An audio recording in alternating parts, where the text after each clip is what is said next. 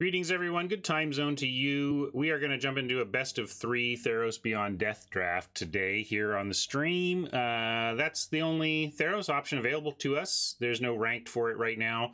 I'm liking the best of 3. It goes a little long in terms of average event length for the amount of time you want to spend with a deck, especially, unfortunately, when you're doing well. Like sometimes you're a little bit sick of your 5-1 deck or whatever, you're kind of done with it. But rich drafter problems, I suppose. We're trying to build our collection here as well. I was thinking about something else though that I wanted to talk about, because like I'm in a weird place as a streamer. I'm obviously not like the best player. I'm not even threatening to be pro. My win rate around here is in the low mid 60s. It's a great win percentage, given that in the abstract I should be, we should all be 50-50. So I win more than average, but I make a lot of mistakes on stream, and some of that's streaming, but some of that's just me. I've said many times one of the great benefits of streaming that I wasn't expecting was the improvement to my own game, or at least the awareness of where maybe I was leaking when I thought maybe this part of my game was solid. There's nothing like a couple hundred people pointing out what you're doing wrong to really drive home where your repeat mistakes are. And so that's been super helpful. But also I've been thinking about, why watch me if you can watch somebody like Ben Stark or PV or Luis or any number of even non-top pros who are still playing at a much higher level than me, Deathsea, Mobius even, I'm saying that there are better results out there that you could watch. So why watch this stream? And really one of the things that I was thinking about was, if you're here to learn, if you're watching all this content to get better at this game, there's not that much difference between me missing the correct line, chat finding it, and us talking about it, than there is PV or BanS just finding and executing the correct line. It leads to different scenarios, but ultimately this game is about case by case, decision by decision, taking a look at the board, taking a look at what's going on, and saying what's the best way forward here, regardless of how we got here. And it's solving those case-by-case situations together that I think is the great value of streaming, and what makes this so much more valuable than the old draft videos that I used to do, where I would just make my dumb mistakes and wait until chat in the video would tell me what mistakes I made. Right now I get chat live and we work through it, and it's amazing. It's what allows me to feel like I can help you all get better at this game, and we can help each other get better here without any of us being PV level, because collectively, with all of us focused in on this game, we're going to mostly find the spots. We're mostly going to find the lines. Whether I, as the pilot, execute those lines, touch and go, day to day. You win some, you lose some. But seeing the lines is what is going to get us better at this game, and collectively, our brain power is up there with the top pros, and we are mostly going to see those lines. And so sometimes there's going to be a line that PV would have seen here that literally nobody, me and nobody watching, sees. And those are definitely places where I can't deliver that. But together we can deliver each other an incredible increase to our skill at this game by working together. And my sponsor, Card Kingdom, is incredible at delivering cards to your doorstep too. So if you play paper as well as digital, if you learn stuff around here and figure out the constructed deck of your dreams, you can head on over to cardkingdom.com and check out their incredible supply of their inventory is insane-o. You should basically be able to build most things you want to do there on your first visit, and the cards will show up very quickly. And if you go down go there with my affiliate link, which Mama just shared, thank you. So you can go there, and then Card Kingdom knows you got there from here, and that's really useful to my stream here. So let's check back one, pick one.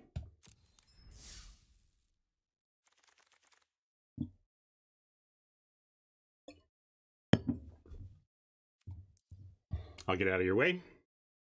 Actually remembered reasonably. Thaumaturge, solid.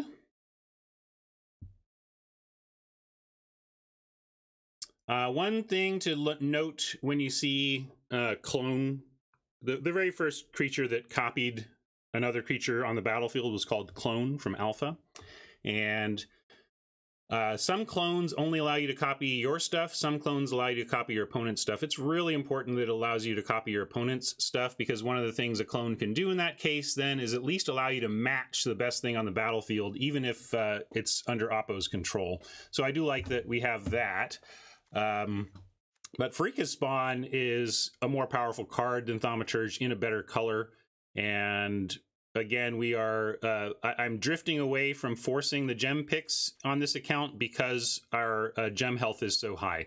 We don't need to chase rares on this account because we have all the resources we need. So if you are resource strapped on your account, if this was your pack one, pick one, and your gems were in the low thousands and you're trying to make sure you're optimizing your gem income, I would actually just take the playable gems of the rare here. But given our flexibility and our positive momentum on gems, we can take the top uncommon in the best color here, which I think is where you want to start. Especially, we talked yesterday about cutting and how cutting colors to the left against bots matters a lot more on Arena than it does against humans in paper. So taking the spawn and leaving only this basically unplayable common and this really weak black common help us cut black from the first pick. Well, this is similar to yesterday. We went from like a Pharika's a black card pick one, or I know we pivoted to take a Eutropia early in a draft recently, and somebody commented and questioned that move. When I do something like hedge and take a Eutropia in this spot, it's with the awareness that it's actually maybe unlikely that you end up playing this card because it's a gold card, but I think certain cards like this are so powerful, they're worth that kind of consideration, worth that risk. But in this case, we also have some really fine cards that are monocolored. So there's like Nyx Herald is just excellent uncommon that you might as well just take the Nyx Herald over the twice favorite, I would think. And then there's Oracle, another playable rare. We could do Oracle, and with our first card being Escape, just take the Oracle and see if we end up hitting this. Yeah, a lot of green is heading downstream, so we could also take the Oracle under that idea as well, that this is good, this is good, this is good, this is playable, this is good, this is good. There's like 5 good green cards, and I'm not as high on this as some seem to be. Maybe I need to reevaluate this and make sure I'm not missing something on where this is really performing in the format for people, but a lot of good green here. So yeah, you want the Brawler. Yeah, it's good. It's a 6. I'm going to take the blue rare, or maybe I'll pull this one. Like, Eutropia, yeah, let's pull this, because this is there's some stacked stuff here, especially with the consideration that many bots downstream are going to be taking green cards. So I really do think that this is the kind of thing you have to remember on Arena. When a early pack like this is just stacked with quality in one color, every bot downstream is going to be plucking green cards out of this pack and setting themselves up to potentially lock into green. So even one pack like this that is just dense with one color with pickable cards can really throw off a draft with the way the bots are so rigid in their picking. So it does give a good, that is a reason to consider the Oracle as a strong card that is not in a color that is going to be heavily picked out of this pack by bots. But we'll go Oracle for the rare Oracle, Herald for the Nyx Herald, Brawler if you want the Brawler, and Eutropia for the Eutropia. And I'm going to put Favor in, and that's Mogus's Favor. If you feel like we should just also cut black or something, but I think you can't really justify taking. And I should have put Pilgrim in, because you could also justify, if you want Pilgrim, you can just vote Pilgrim, and I'll take a visual look for Pilgrim voters. I mean, this is just a really stacked pack, but these two are the most powerful cards that are not in green, which is going to be heavily drafted after this pack by bots no matter what. So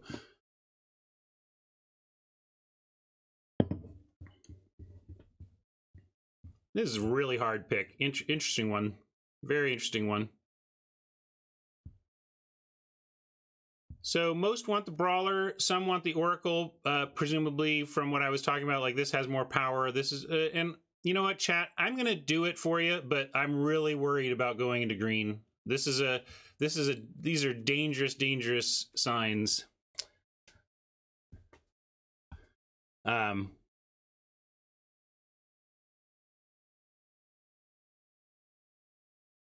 The Oracle is, it's pretty strong, Dave, because the alternate win condition happens a lot in the format. You have a lot of self-mill in black, especially. So if you end up in blue black, you can just win games off of this. Yeah, I'm gonna override chat. I also don't like taking a 6 early, so I hear you, chat.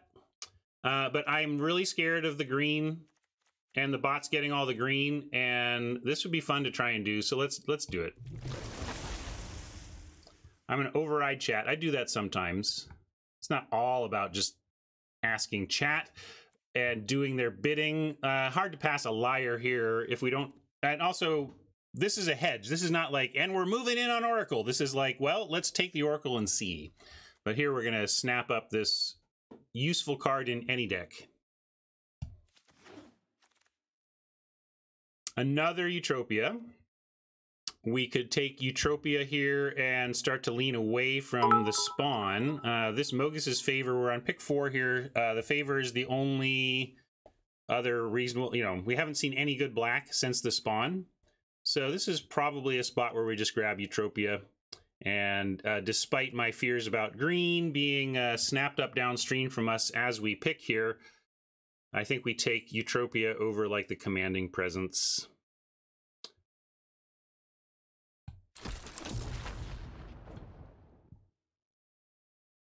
And for example, here we can go with Pilgrim. We have this Eutropia now, so we could also just take the training. But Pilgrim is super interesting. We've passed 1 already, and pick 5 Pilgrim seems late to me. This tends to just get removal. You end up with the pacifism effect or whatever, and you're just getting removal with this. But we do have Eutropia, so we just ignoring the signs basically and taking that. All right. I'll take a training. I'm worried though, gang. I'm worried. Naiad goes in this deck okay. Here's the self-mill component if we wanted to really do this, but this is not how I want to do this, even if we were to do that. Aspect and Soul Reaper are both playable, but we haven't seen great black since the spawn. Like, this was pack 1, pick 1, and no great black has made it to us since. Amulet is interesting.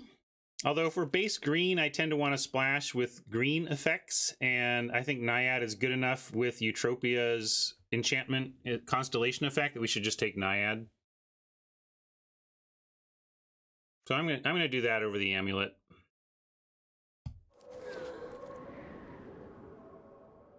Here we've got to Deny the Divine and a Stinging Lionfish. Lionfish and Naiad are trying to do the same thing in terms of playing stuff on Oppo's turn. Eutropia just wants the Constellation. It does both of those things. I don't think this is a particularly good card, but it's not unplayable. So I think we take that over, like, what, dipping into white? I don't think we start dipping into white. Deny the Divine, though, is pretty good. Maybe we just take Deny. I mean, Deny is pretty good, but this is a 2-drop Mabinap, you know? Maybe this is worth a pull. Because I think playable 2-drops are super valuable in basically every Magic format, right? And Lionfish is definitely that. It has synergies with what we're doing. It's not amazing, but it is absolutely slotting in there at 2 and is fine. But we're going to talk about lionfish, fish versus deny, and I'm curious where chat is at on that decision. You can give me an other too if you want, like, to hedge towards a white card or a red card here, but we're not taking that Grim Physician or the Sword for sure. There's some nice white cards though, little signally here with the Favored and the Sentinel's Eyes. If we had taken those Pilgrims earlier, we could easily be headed into a blue-white direction that would be pretty strong. And of course now we're gonna get a Trawler pack 2 or pack 3, and I'll regret not. You're always supposed to bank to blue-white, so when you get the Trawler, you're ready.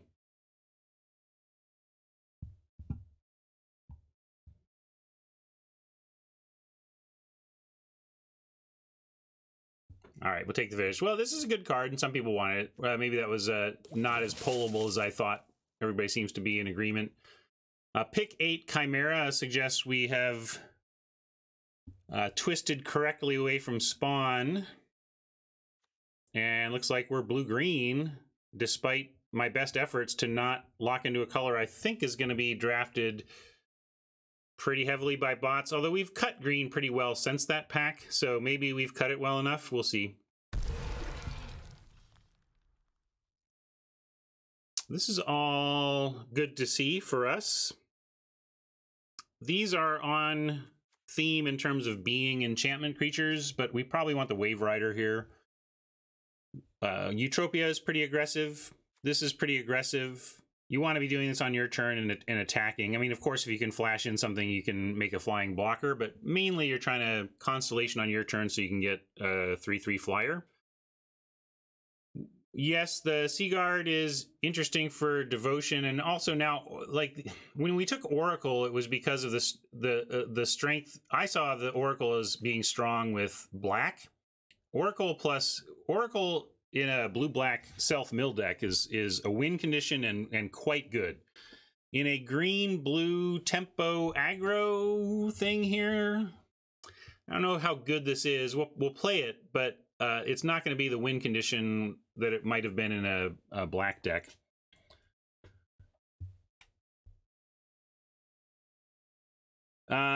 Well, you think we should move in on white now? I mean, we could take a Pegasus, it's true. Pegasus pick 9 is signally as well. But I don't this is nice too.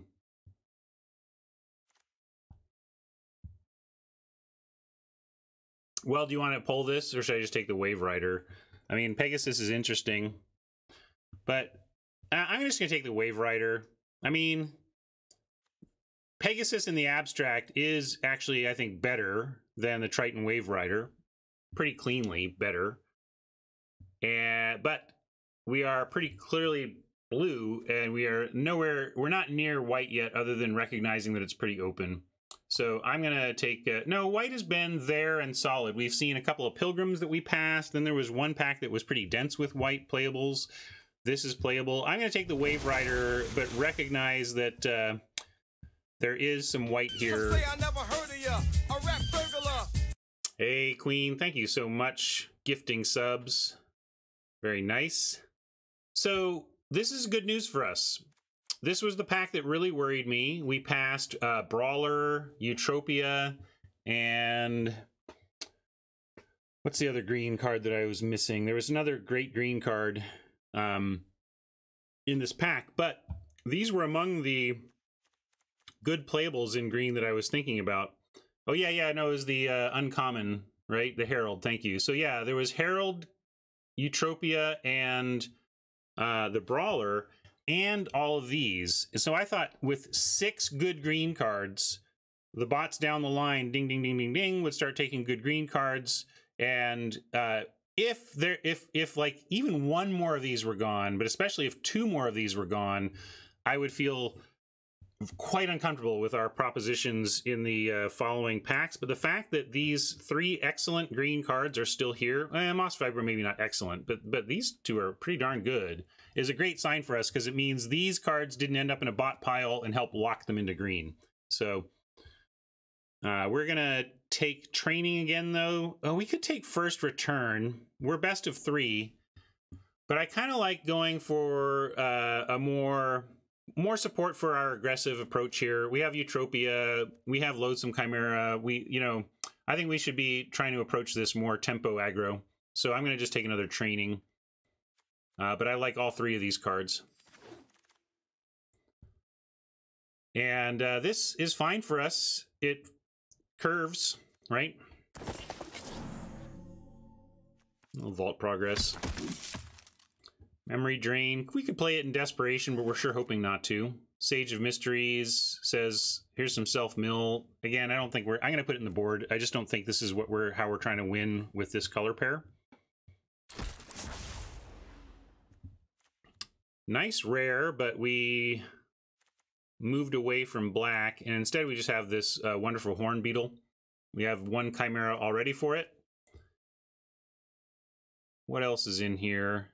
Relentless Pursuit. If this comes back, that would be decent for us. Not much good, not anything really good here, though.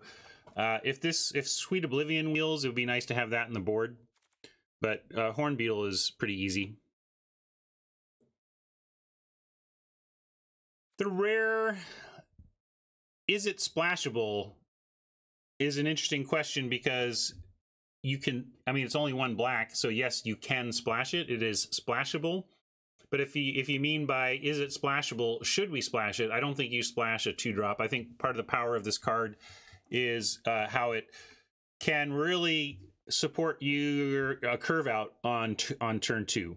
And you really want to splash cards that have a strong impact in the late game, and Ephemia in the late game, yeah, you might get some zombies, but it's not an impact card in the late game. All right. Anyway, we're taking the Beetle. Beetle's great. It's kind of what we want here. Ugh, not much here for us that's great, but we do have the Blessing, so we get bailed out by the Blessing. And maybe we wheel this Divine. I would love to get this Deny the Divine around as our second pick. None of these really reflect what I think our plan is. If we had the tools to splash, we could consider Banishing Light, but there's no need to when we have Blessing in the pack.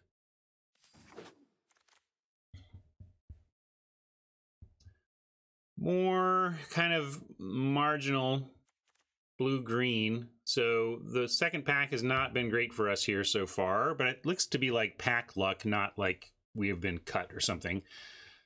And I think we just want a boring 3. I really don't like playing this. This feels like one of those formats where when you play a 3/3 for 3 that just doesn't do that much, that you just feel like you're behind a little bit. But, you know, it's still a 3/3 for 3. I mean, it's a 3/3 for 3 with upside. It's very playable. It just doesn't do anything with anything, you know, you're actually trying to accomplish in the format. Yeah, we can take this Divine. Maybe that's the 3-drop we want. Do we just want to protect our early action with a Divine? The thing is, you don't really protect your early action. That's one thing I really don't like about this. It does not counter, well, it doesn't counter removal. So like if you're trying to play a constructed style tempo game here, like kind of blue-green constructed, where you deploy efficient threats on 1 and 2 and then protect them with counter spells. Well, this doesn't protect them that way. So Wave Rider is another option. I'll pull this. This is worth a quick pull. I'll go Wave for Wave Rider, Deny for Deny the Divine, and Scout for the kind of generic 3/3 for 3. I don't think we want the Colossus. You can run a Colossus, but I take those for free when they show up. There's the Celebrant's really good too, but we're not, again, this is good because of what it does to the game when you cast it early, not when you splash it.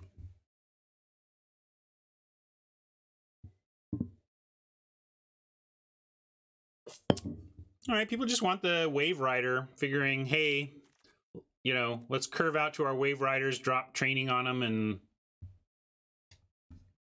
well, all this stuff often wheels. I think we're kind of likely, of the 3 we're considering, we'll probably get one of the other 2 left in the pack. But I'll listen to chat. We can take that. Grove Dancer. Yeah, white was, well, we did correctly identify that white was open, and we could have, if we had banked into white, we'd be fine. But we're not getting some solid stuff in the colors we chose. Omen to splash spawn. I suppose we can take Omen to potentially splash spawn because we're going to wheel this Grove Dancer, I bet. The bots really don't like the Grove Dancer at all. All right, we can take Omen here. It triggers our stuff too at instant speed. Is nice. Mire's Grasp and Spawn. Maybe we take another Spawn and really do try to work the splash. I think we take a black card here and we try to work this splash now, which is awkward because splashing is awkward when you're going for a tempo, but they're both pretty splashable. Although Grasp maybe does what we're looking for a little more. Maybe our blue's not that great. Maybe we take Grasp and even consider potentially abandoning blue. That's fair. Like, let's get rid of the memory drain at least. Like, that's not anything that's appealing to us. We can self-mill Spawn, it's true, but we also have one. And if we do end up... I'm going to go Grasp here.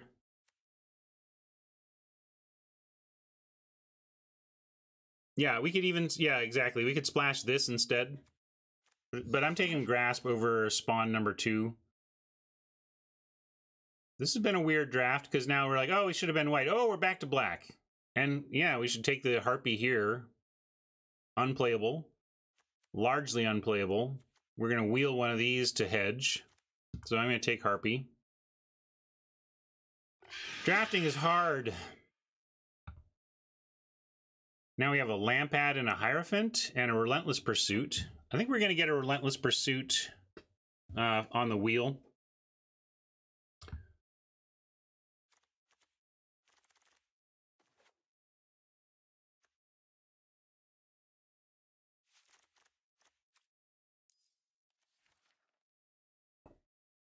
Yeah, I think if we are potentially moving away from blue and back into black, we're going to be low on playables and we're low on 4s, and we want the self-mill action here.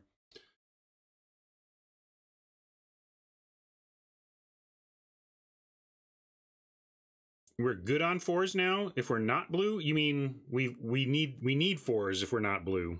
Is what I would say. I think is that what you mean? Anyway, I'm gonna take that.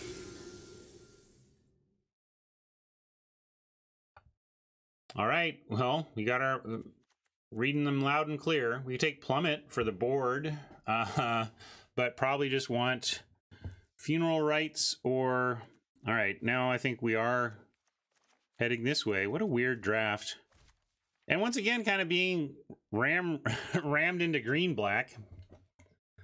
Yeah, we take Amulet to support the splash, but I think with the Omen and a pack 3 to come, we can pick up another splash source. I think I want one of these black cards here. Headshot likes the blue-green better. Well, we'll see. Just because I put it in the board doesn't mean it's ripped up, right? So this is where I'm leaning right now, but we'll keep an eye on blue. Piper is interesting, though. We have we only have 2 things we're actually willing to do on turn 2 right now. Mire's Grasp is certainly not a guaranteed turn 2. Training is almost never going to be turn 2. Blessing is almost never going to be turn 2. So our 2 drops are actually quite low. So I think the correct play is actually the unimpressive but playable Piper. So I'm going to take the Pipe or the Thief. We can take the Piper or the Thief, but I want a 2. What do you think? Thief, I guess, survives Mogus's favor. And we're not really doing anything with goat tokens, so I guess we just take the Thief. I understand the Amulet desire, but another thing is we're going to be low on playables almost by definition, regardless of whether we end up blue or black or even green, regardless of where we end up. Unless we're like even 3 colors, which we sure don't want to be, we're going to end up low on playables here. So I don't want to take a quasi-land. I want to take a legit playable, and I think Thief is better in this deck than Piper, so I'm going to do that. All right, here's the Oblivion we expected to wheel. And at the time we assessed this pack in pack 2, pick 2, we felt we were pretty cleanly green-blue. So this late black is nice because we weren't... I was thinking of this pack in terms of the Sweet Oblivion, but now it becomes a source of some actual playables. Yeah, I think we need to take a 5 just to have some stuff going on. You know, again... you can end up without a way to close games out. Not that a 5-4 on the ground closes games out, but if you do get some attrition going, it can. And we just need some... We need something at the top end of our curve. Here we go. Bleepus doing that as well. All right. I thought we were going to do something other than green-black, yet here we are. Beep, bleep. Late Pegasus. But we'll take another Thief.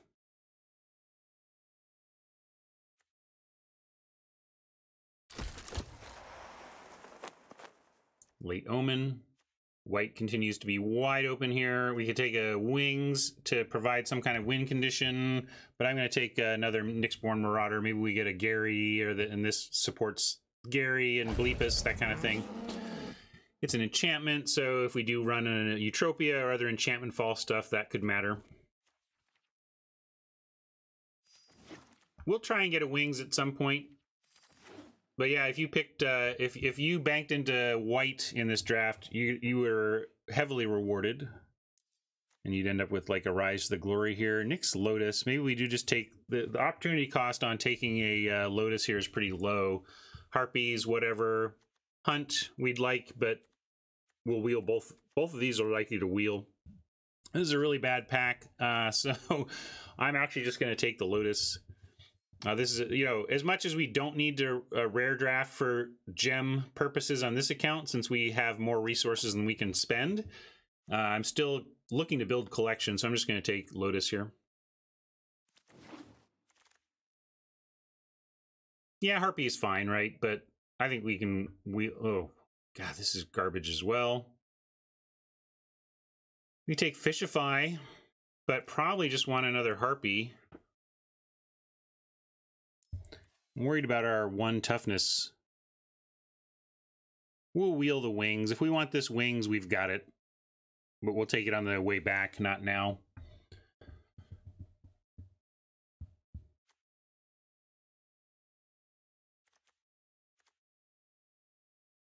Yeah, we can take Omen and threaten to get back into blue.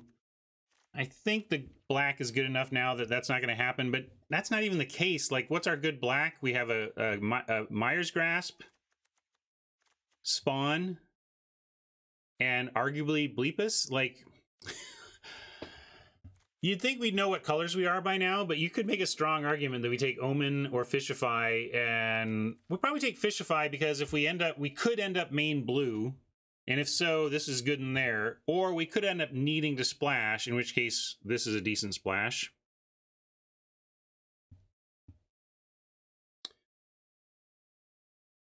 I think the problem with all 3 of our colors is that all 3 of our colors have some high points and some real weaknesses. But I think our green on average is like the best in terms of just, yeah, there's some solid stuff here.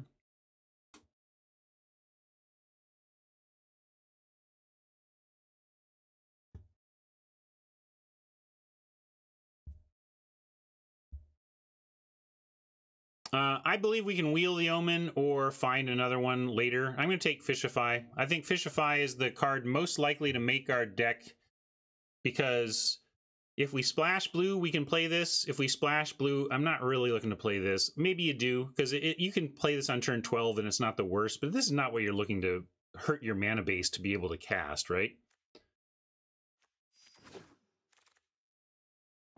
All right, there's another Omen, blue Omen. There's a Binding.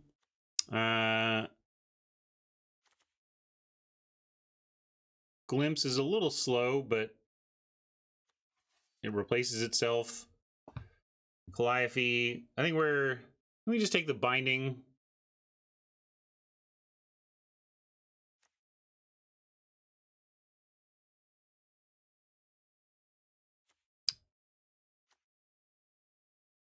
You want Calliope and pivot back? Oof.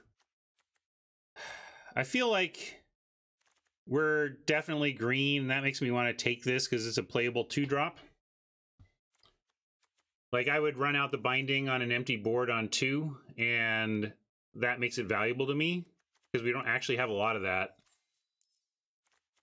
So I'm going to do that. But yeah, if you're pouring one out for the white deck, I understand.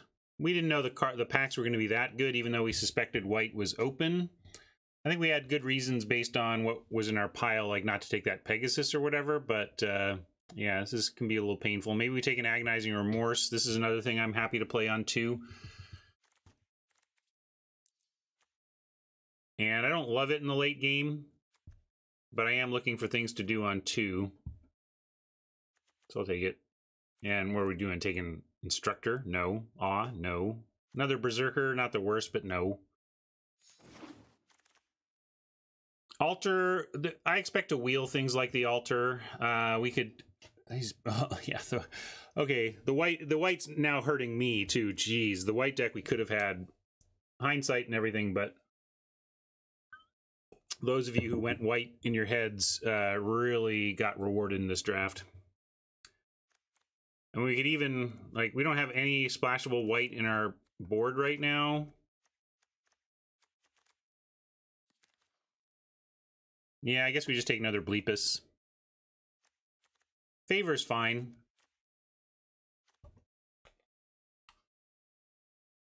No, I think you're wrong to be thinking about pivoting to white, unless you wanted to pivot for a splash. Like, you could have taken that and said, well, we might splash white instead. But I don't think pivoting to white as a main color in pack 3 was really an option. Sometimes it just happens. You miss out on a color and it gets too late to get into it, and it makes you a little bit sad. But I think we have the upper end now with 2 Bleepus and 1 Rage Scarred. That I don't want another Rage Scarred. I'd rather have our first Plummet out of the board. Yeah, that's the thing. I was saying when we decided not to hedge white, we had no idea that the packs were going to be chock full of white removal for the next 2 packs, you know? Another training. Yeah, I guess that's fine.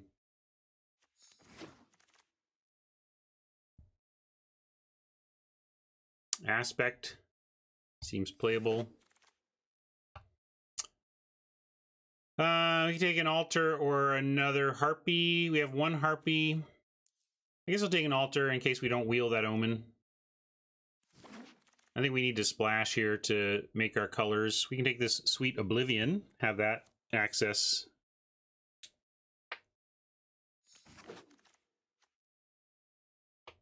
And maybe we'll play a Libation. It's not great, but it's not unplayable. And the Berserker came back anyway. We don't need a second Altar. We have I might play the 1, but I'm definitely not playing 2. And Berserker, important enough to take over... Important enough to take over Vault Progress. Thank you, Queen. I think I was a little distracted at the time, Queen, but I out of the corner of my eye, I caught good news on the medical front, or at least like caught in time, caught early. Something caught early. You had some good news? I hope you had good news. That's what I'm saying. Let's take the familiar.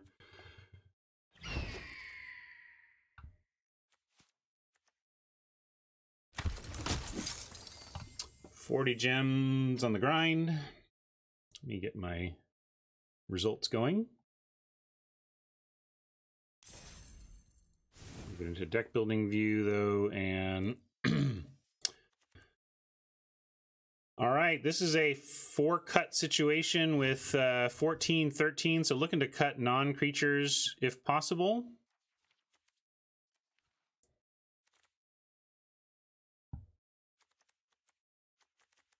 You consider that while I get some numbers updated over here. Start nominating your 4 cuts. We'll deal with the mana at the end.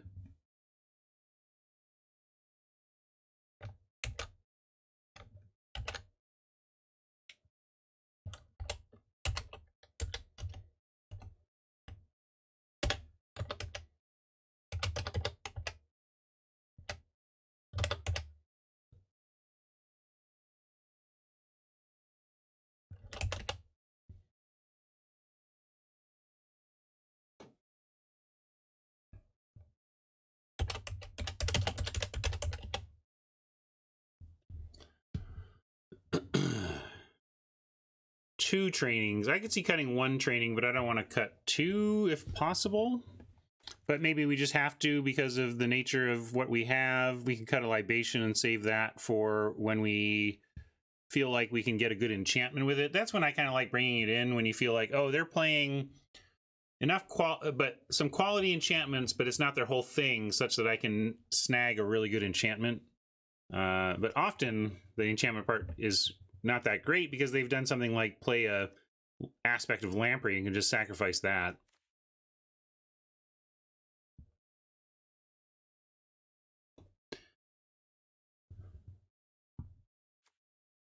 Yeah, let's see. 2 Berserkers, 2 Bleepers.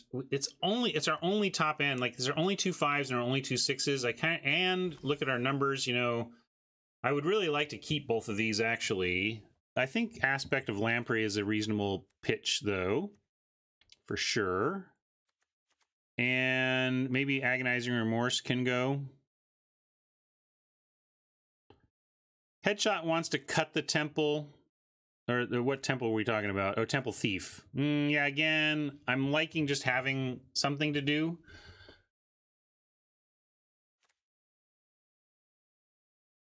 You want Thoughtseize more than Fishify?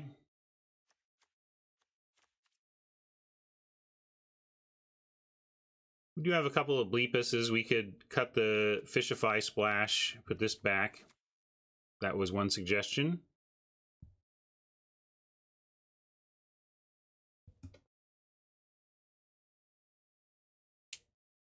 What do you want to cut, Paul? If you want to bring in Aspect, what are you cutting? Knowing, I mean, you can make a case to go to 13 creatures here. I'm just really nervous about that. Although with 2 trainings, 13 creatures is more like 14. You know, we have some deck speed. You know, we can get through our deck. Although we didn't end up with either the black or the green 3-drop sorcery card drawers. That's too bad. We cut the altar, then we are splashing Eutropia on 2 sources because I don't want to run 2 islands. Here, let me show you the mana I want to do, then that will help. Like, I think this is the mana we want. And it's pretty risky to go below 8 on either of these 2.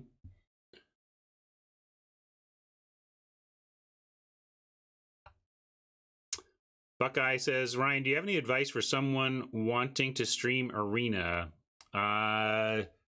Thing number 1 would be, don't plan on it to be your revenue stream, you know, a salary level revenue stream. Make sure you're in it for the right reasons. It could get there for you eventually, but unless you already have a big Magic following and a content following, obviously it's a long way to the top if you want to play Magic on the internet. And so you got to make sure you would enjoy it. But then, I mean, my advice is to care enough about quality to put something, you know, make sure your audio and video quality is up to snuff, is good, and then just do it. Then just actually do it. I would not overthink it, is my advice.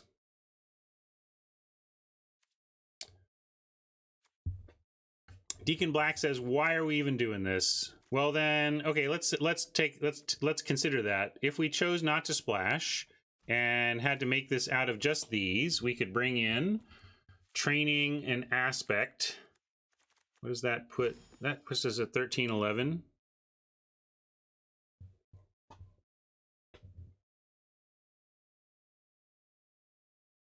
Yeah, Swordsman, I think what you're identifying why this is actually just not a good deck, right? I would feel a little bit better about it if we got 1 or 2 of the card draw spells, because then you could argue that how you're winning is attrition. It's like, oh, well, we got some removal, and we're going to outdraw our opponents and 2-for-1 them with bleepuses, and then that's going to be enough.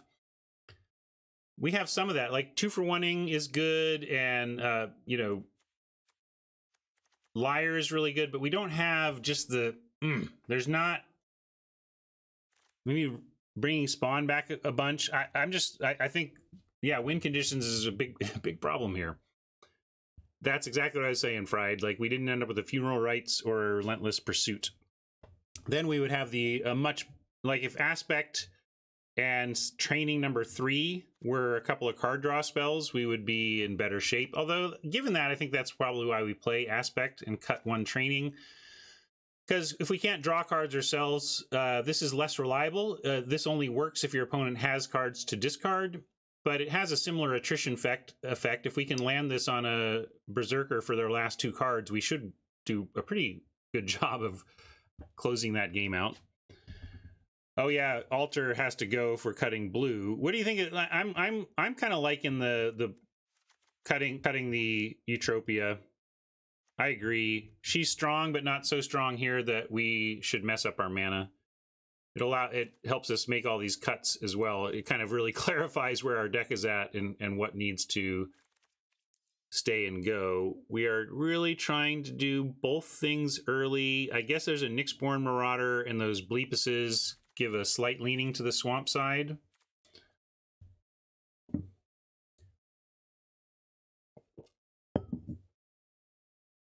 Oh, sure, Swordsman. Yeah. That drafting leads you into these types of situations. We might be able to bring back Libation. Let's take a look. We have 10 enchantments. 13, 10. Yeah, so we could cut Omen and bring in Libation. Or just main deck a Plummet. I mean, there's like no wiggle room here. Unless you want to main deck a Plummet or a Familiar. Like, this is it. So I think we need to do Libation and third training with where this is, but I'm going to call this hard times because we were drafting the hard way for sure. Anybody, and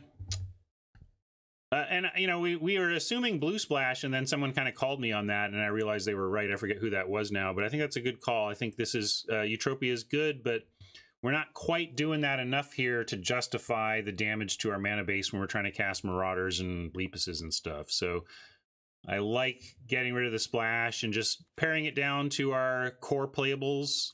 Almost have no sideboard whatsoever other than considering Plummet and whether or not we want to bring in the blue splash. And other than that, here we are. So Lizard, what do you want for lands? We do not, we have both of these, so we can do Theros. If you want Theros, we have the black and green.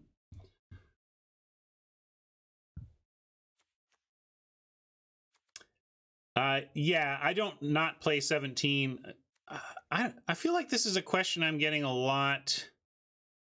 Although, Keller, if you're, yeah, the curve is low, but we want to make, it doesn't matter that to me that our curve is low. It matters to me that I would like to play a 6-drop on 6. I'll say this, if these Setessan trainings were just, call them, you know, if all 3 of these Setessan trainings were even something good like the 2/3 enchantment uncommon creature for 1 and a green, you know, that makes lands into creatures. Let's say we had 3 of those.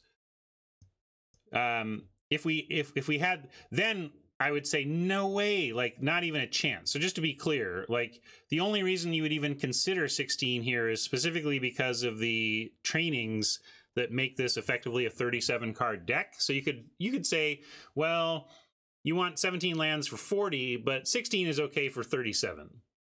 That's fair. That being said, we don't have much to bring in. Like, what do we bring? Like, I'm going to run it this way because we just, like, I don't want to splash. I agree on not splashing, and therefore, if we cut a land, we add a card, are we adding a Plummet, are we adding an Omen, are we adding a Familiar? None of that seems great to me. Yeah, Familiars are, like, but I mean, I guess this wears trainings. This is going to be a 2/3 flying trampler. Here, I'll do this. We're going to do this.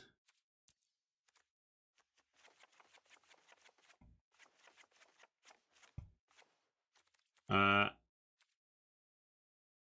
going to go with, hello. 1 Mirage Swamp. Oops. And then 1, 2, 3, 4, 5, 6, 7, 8. 1, 2, 3, 4, 5, 6, 7, 8. Not that anecdotal evidence in one event is going to tell us the right answer, but I'm going to run it like this for now. But I will say that the final consideration I would have is that, yeah, the familiar is not great, but it can wear some trainings okay, and therefore I could see running the familiar over 17th land because of these trainings. But I'm going to consider this the final cut, like basically this swamp versus this familiar. So when we draw this swamp, we can imagine that that this is a familiar instead, and see which one we like, just for data, not for an answer, just for data points. All right.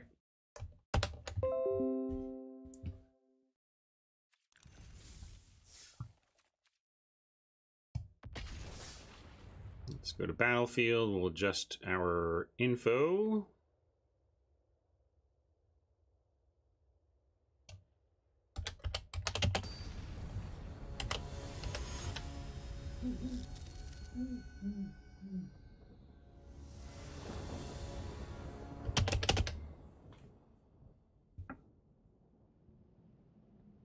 I think we want to be on the play here. We're not attrition card drawing, so let's try to get him dead quick.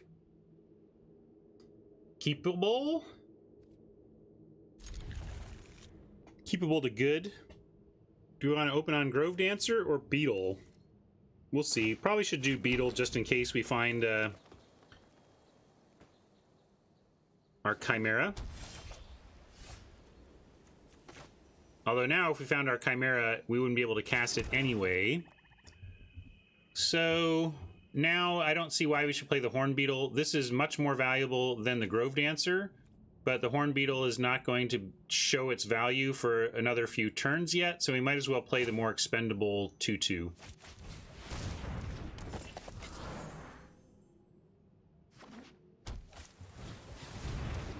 And there you go.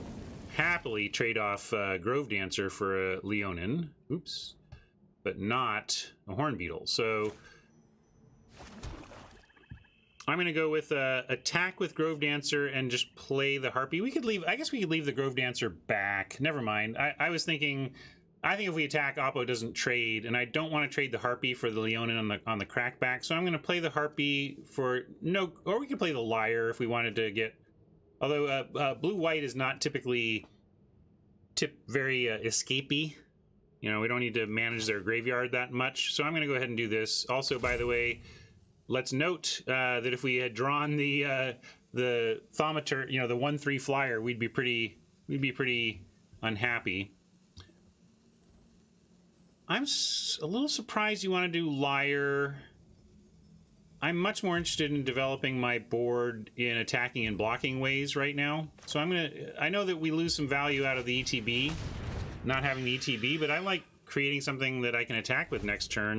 I'm a little nervous they're blue-white, so Harpy is likely to be outclassed in the air. But until it's not another reason to do this now. In fact, like at least Harpy might get in some damage here and there. Get in a couple of swings before maybe is outclassed.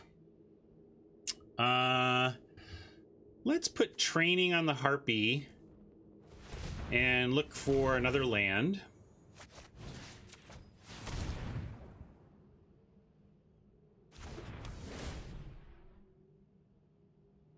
Also, it means if they want to tap this down with the Lyre, they have to spend more now. And we got our land, so we can drop a Thief after this. That makes me want to send both. If they don't trade on the ground, okay, we drop the Thief. If they want to spend Lyre mana to tap the Thief so that the Leonin can get through, that's actually just excellent for us. So we get to drop the Thief and say, do what you will.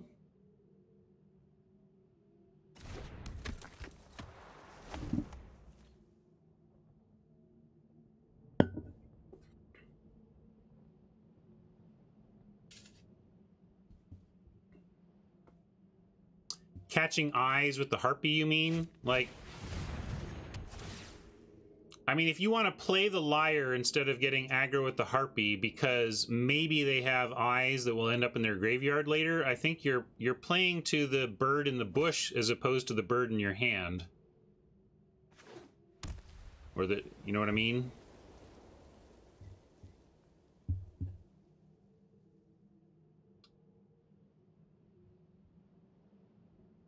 Yeah, they might have needed a land drop themselves. Typically what main phase omen like that reflects. Yeah, so again, if this is an excellent result for us, if they're looking to tap the thief so that they can either attack, yeah, so they do that and they don't even get the crack back. I'm gonna offer, we're gonna send in and start there.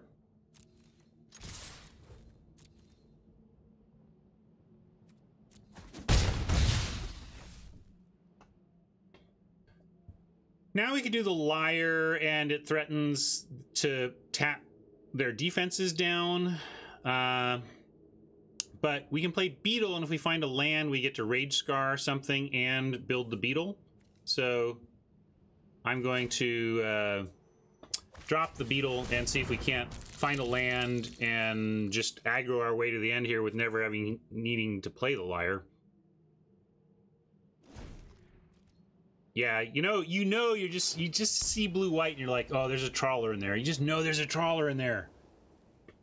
Although it's funny, I've ended up blue-white and gotten the trawler after the fact because whitelisted, you know, but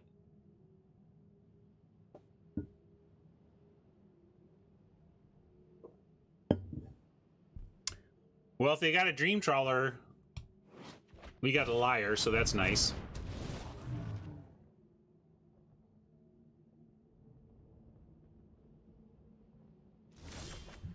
All right, we found our land, and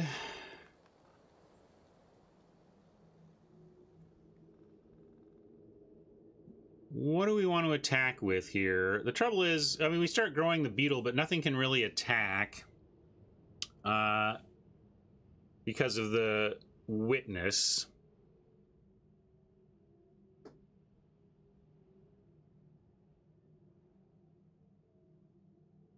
Why do you want to send it with the Harpytron?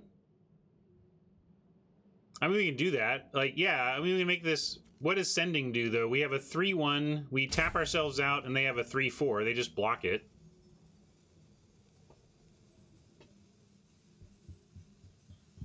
Whatever we give it, does it get +1? Oh, +1. Sorry. My bad. I forgot the +1. Yeah, okay, so then we do get through there. Still not reading cards, folks. Still not reading cards. So then let's go Harpy and let the beetle grow for a turn. And then next turn, the beetle will be a 4 on its own. Sorry, East. This is not a card reading stream. We've covered this. I actually know how everything works. I just like to be a little bit more human for you all. You know, if I played at my optimal levels, it would be too blinding.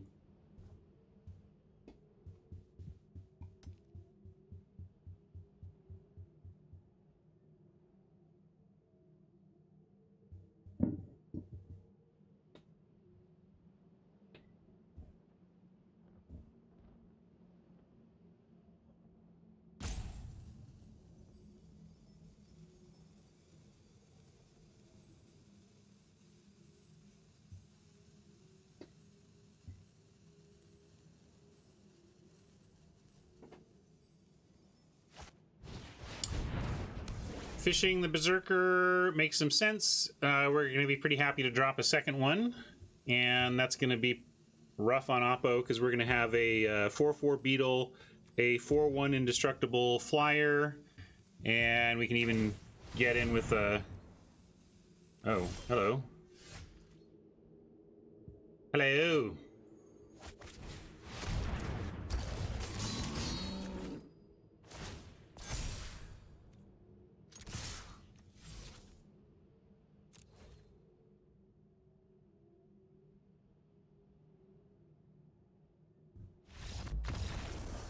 All right, good start. deck is nothing special, but it's got some reasonable tools if you can curve out. And we got on him. I'm really worried about broken flyers from Oppo, but we do have a liar. We got to keep that in mind. Liar is an excellent answer in the case that we are up against a trawler. I wonder that, you know, if I could ask Wizards for a harmless stat to share with the world, I would really be interested to know what percentage of Theros Beyond Death limited decks on Arena that contain, you know, 5+ copies of Island and Plains have Dream Trawler. Like, what percentage that are in that color pair are there because of that card, basically?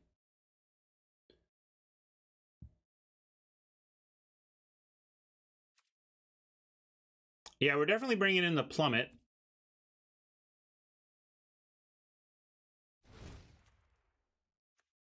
And I think we just simply cut one of the trainings.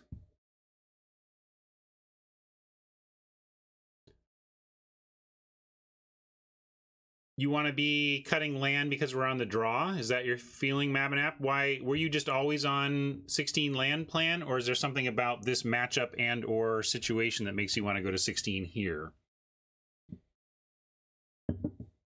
Yes, we're treating this Mirage land as the spell you would play if you decided to go 16 land. So for example, we drew this land in that first game. It could have been a familiar if we had...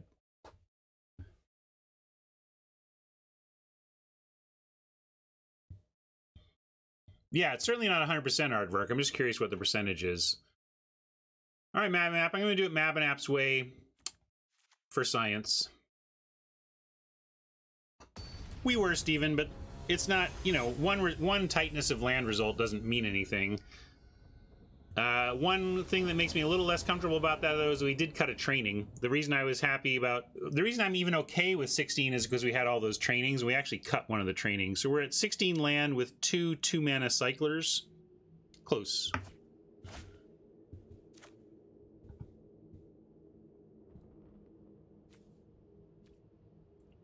Imminently keepable.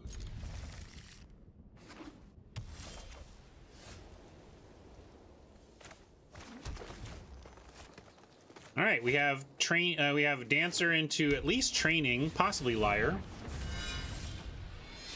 and then into an aspect on 4 if we can find one more land. We did bring in a Scry one, that's fair. Another main phase Omen from Oppo, but they've already played a land, so I'm not sure why they would main phase it. I don't know.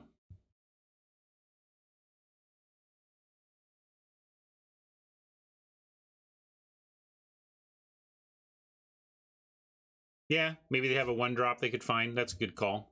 If they have playable 1-drops, you could make that argument. Well,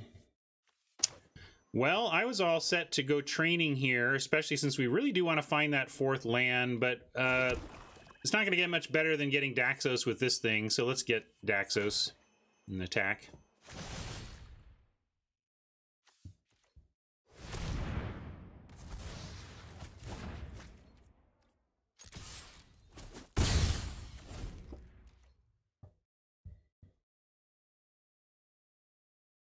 Land off the top would be great, though. Although, we don't even need to aspect next turn. Maybe we don't even want to. Maybe we want to Liar anyway, you know? We could train, though. We could do the training and look for that land. It allows us to attack into this as well. So let's do that. Look for land number 3, create an attack. Or land number 4, excuse me. We have land number 3. There we go.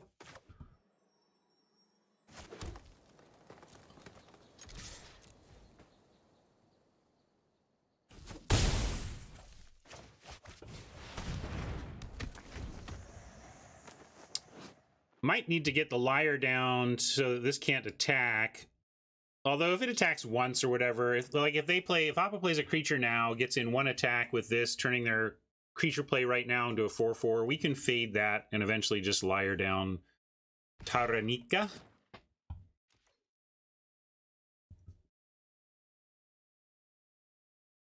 I didn't stay back because I actually want to reduce my opponent's life total from 20 to 0. That's what I was thinking. You just want to stay back and be defensive? I attacked because I wanted to deal damage.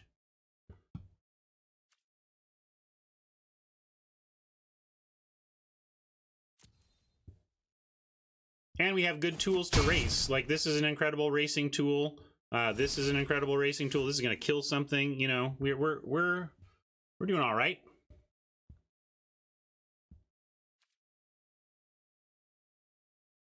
Here, gonna hold on. We're gonna try and cast this Marauder post combat. This isn't an enchantment creature, so Temple Thief does not just magically get through. Yeah, if they have the Omen and are gonna trade Grove Dancer for 2 Omens, are we okay with that? We could play the Liar and protect against that. It also plays around Deny. Yeah, actually, now that we've identified the White Omen as a potential problem with the Grove Dancer attack and the potential Deny, we can play the Liar, which cannot be countered by Deny and gives us a instant speed tap of a 1/1 soldier token to prevent Omen from stopping Grove Dancer, you know, from killing Grove Dancer.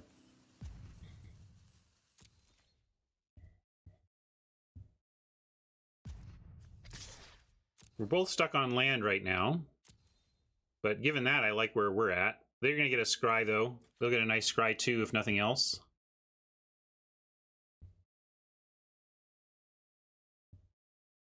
This is also nice because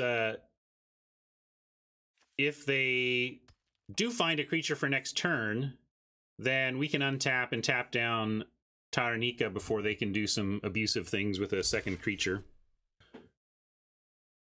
Well, with the way they seem to be agonizing over this block choice, it doesn't seem like they have a trick, or they would just snap it off. Feels like they're really deciding whether they can continue to take this 3 or whether they need to make a trade here.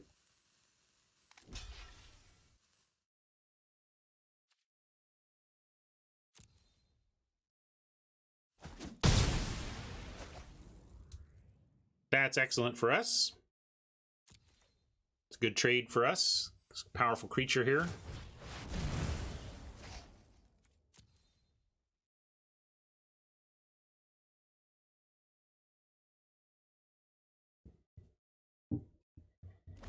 Top. Must be land at the very least. Now let's see what they can do with it. I do gotta get my soundboard going, because I just want to play that clip every time there's 2 liars on the battlefield.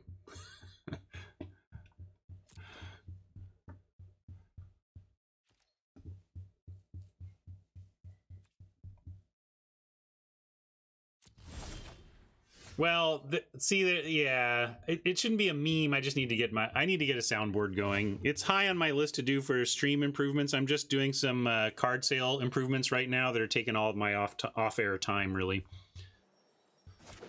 All right. Well, we got the Marauder to drop at the very least. Aspect seems premature.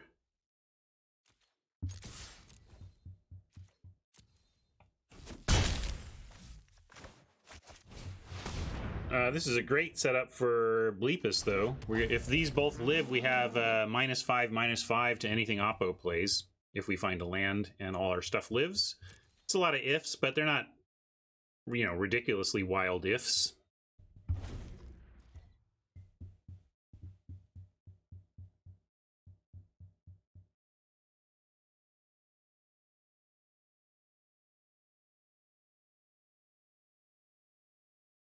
They're hovering over their Liar, suggesting maybe the Marauder gets tapped here. I think that's good for us if they want to spend their turn on that. Now I'd like to draw something like the Rage Scarred Berserker, the 5-drop that, you know, 5/4. Like, because now the Bleepus, even if we find a land, we don't want to play the Bleepus. Although, if we do find a land, I am going to play the Aspect now. I mean, It's not amazing, but it still gets 2 cards. Ugh. Yeah, this is like... I mean, we could wait. Would you aspect now, or do you want to wait one more turn? Because if we wait... Yeah, I'm going to wait, because we do have the Liar. If they play something... if they play a flyer, we can plummet it. If they play something liarable, we can liar it. And then... if we continue to wait, we can try and get this aspect on something a little better.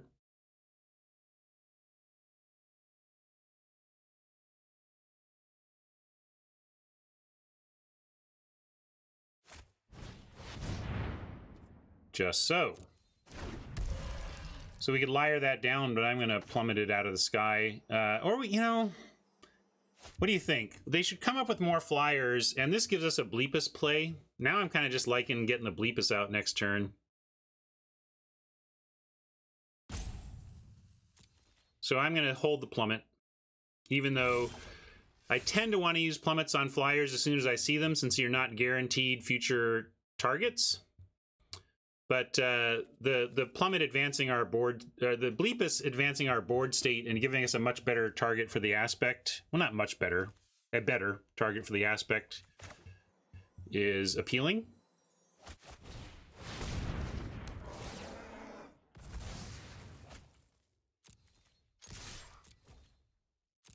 I'm gonna play out our lands here.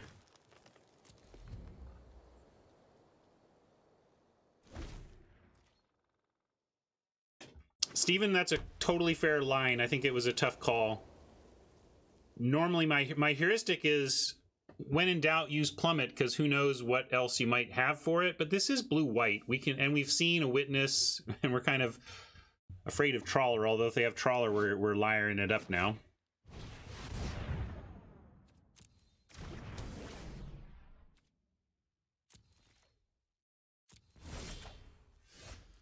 All right. Well. Unfortunately, the Lamprey not going to be at its greatest here, but I'm done waiting around. We're going to make him discard 2. While the Gettin's pretty good here. Shields are down. They can't deny anything. And we have Plummet plus tap down 4 or less power.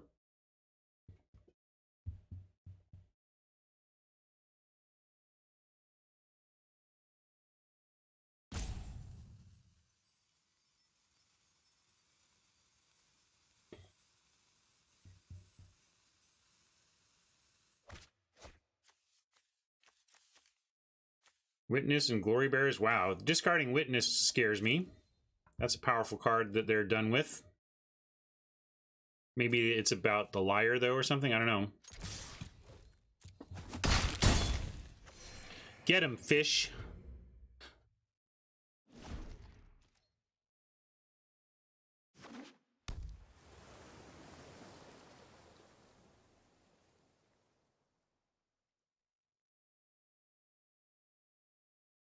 Well, if they have Trawler in hand, they still probably have to play it. Let's see if they do. I bet they do. That would be classic. And especially classic for poor Oppo. Great. Finally opened that stupid bomb that's beat me 4 times and my opponent has a Liar.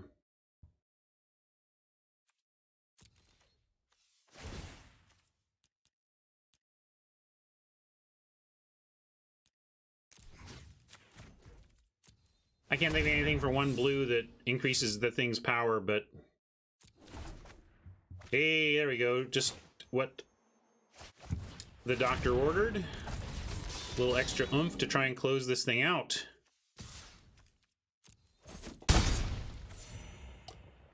Yeah, I overpaid even though I couldn't come up with a reason to, Steven, but there was no reason not to. I couldn't come up with a reason not to either.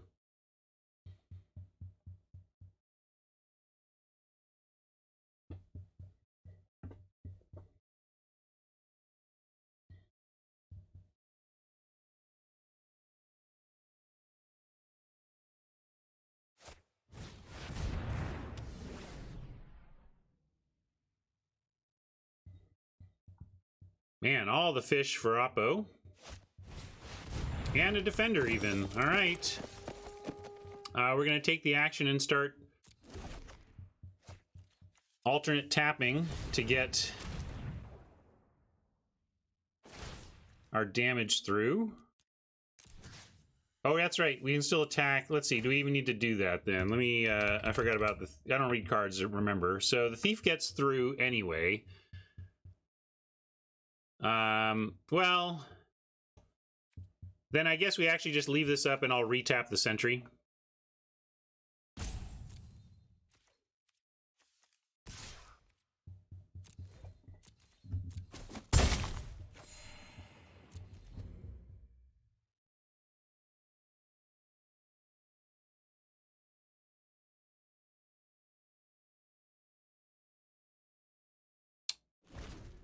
Yeah, Mike is saying I shouldn't wait. We have so much mana, Mike, though. I guess the risk would be them drawing Mantle. But Mike's right. I don't know what I'm waiting for, like what we think we're going to get him on. We don't need to do this in response to successfully execute our strategy unless they do something to give permanent hexproof, and I don't think there is such a thing.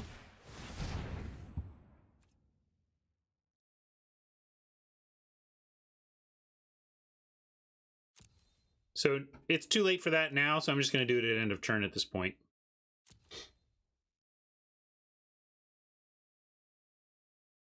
Still should be good, and we can get through with the Marauder unless Oppo has something here.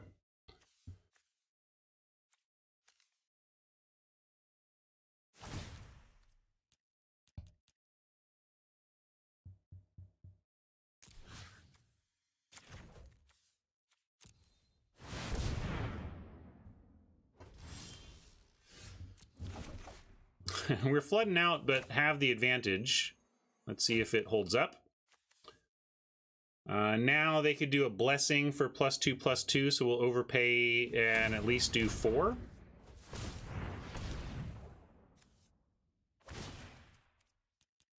Although if they have blessing, it becomes hexproof, so this is... I don't know if there's another plus... Well, whatever. This seems like a reasonable overpay, is the bottom line.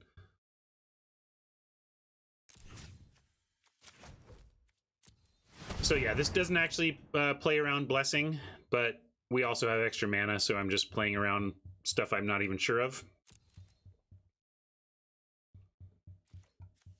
And we see what they got. You got an answer? Looks like they got something. Omen? Dismissal? Alright, well there you go. Now I'm glad I didn't overpay by a gazillion.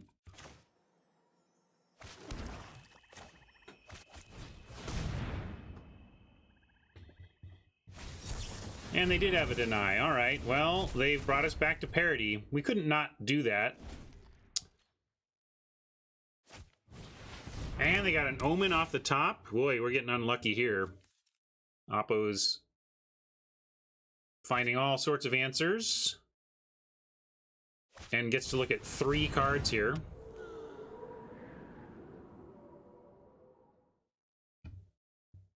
Yeah, it's top decking an Omen when we're in top deck wars is like, wow, you get to look at 5 cards before that's done. I can't believe they're attacking. But okay, like, we're in green. We could have enchantment removal and just snap win.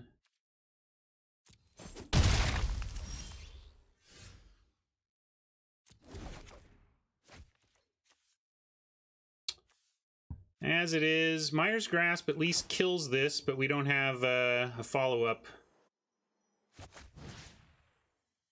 Should we wait on this? Maybe we can wait until there's a even more important target of some kind, but maybe there's not gonna be. They're gonna Omen, though. We have a Plummet if they come up with a flyer. I'm gonna kill while the killing's good. All right, let's just do this. And I'll tap while the shields are fully down over here. Not make that mistake again.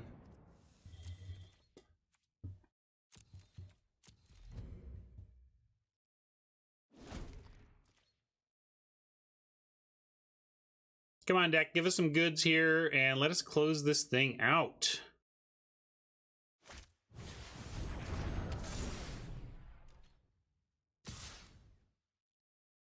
Still just gonna take... I don't even think we have necessarily... We don't have enchantment removal or anything, but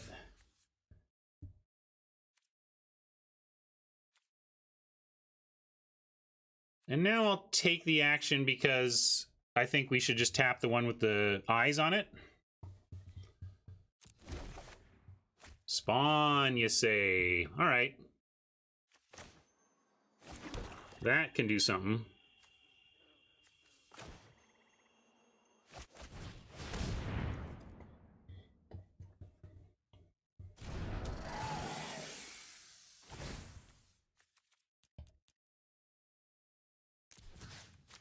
Now we're back to having the tap sequencing, but they have a scry here, so be prepared for looking for top, top, top, bottom, bottom, bottom. Let's see what Oppo does. Now don't tap the enchanted creature. Did I screw up by tapping the enchanted creature? I thought that's what we wanted to do. What's your thinking, Archangel? What am I missing?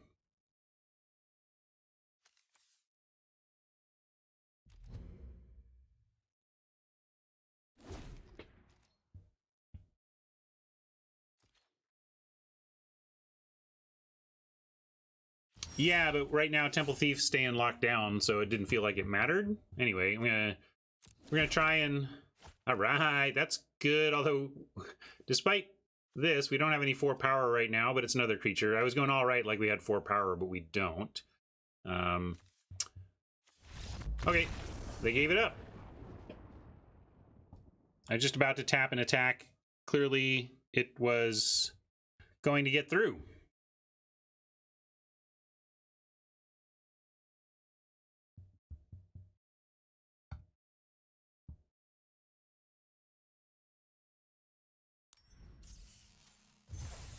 I'm not going to blame it on chat, Haj. I made picks. I mean, I even overrode chat on some picks, so it's like, even though chat wanted me to go here, there, or whatever, I pretty much drafted what I thought was correct. I never felt...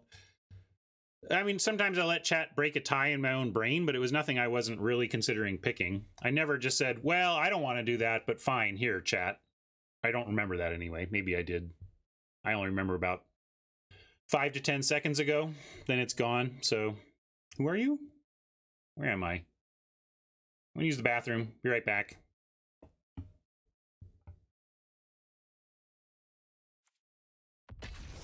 Back into it. Started off with a win. Let's get one more and get some gems back for sure.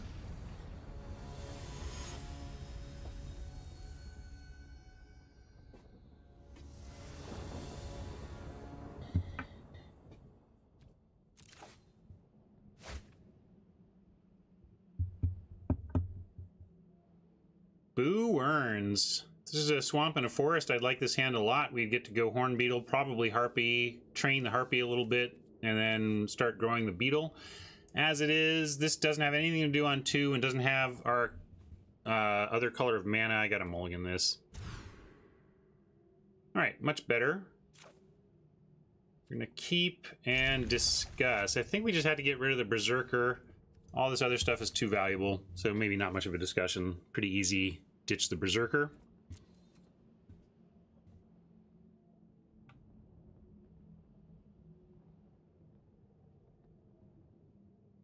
The web app to allow for real human drafting in Arena? I have no, I've not heard that, but I don't understand even what that means.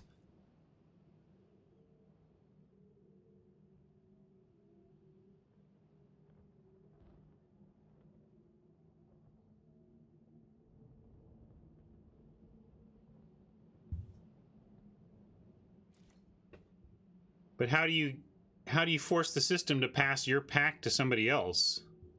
Oh, draft in the web app. Gotcha, gotcha, gotcha. Okay, that makes sense. We could, yeah, maybe send me a link, or is that the link? I'll take a look at that. Maybe it's possible for us to do some full pod viewer drafts or something. Best of one, even.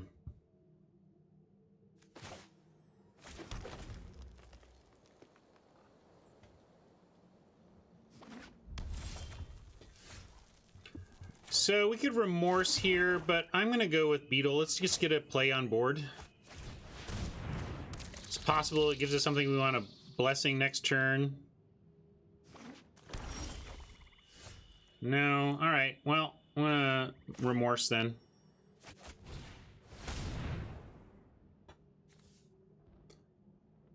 Ooh, Anax is rough. I think we probably just take Anax as a pretty strong card. Although we can, yeah, like, we have stuff to kill their stuff. We take Blessing to stop them killing our stuff. So this is their, like, their removal or their good creature is really what we could consider. And I suppose we let them have the Anax and then we grasp or Blessing it. Or I guess we grasp it. They get 1/1/1 that can't block, and that's not the worst. So let's take their removal.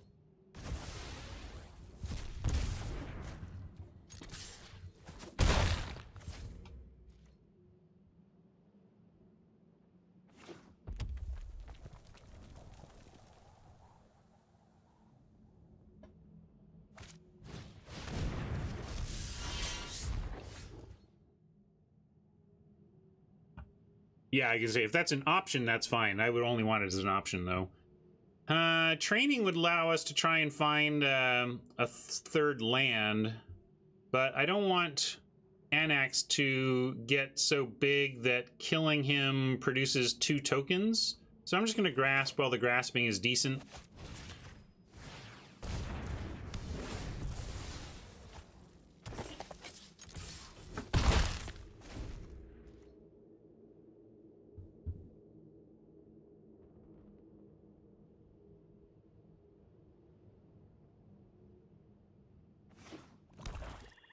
And Tsunami, the other impact of this system being described here is it's free drafting.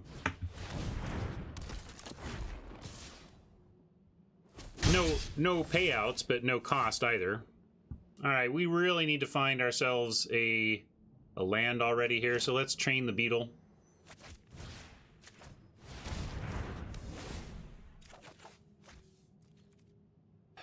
Boy. Now I kind of want to offer the beetle, but 3/2 with Blessing as a 3/4 fighter is good enough to say nah. We won't offer the trade. We'll actually try and use the beetle to fight. Although they're hovering over it, maybe they found removal of their own, and we're gonna have a dead beetle. Let's see.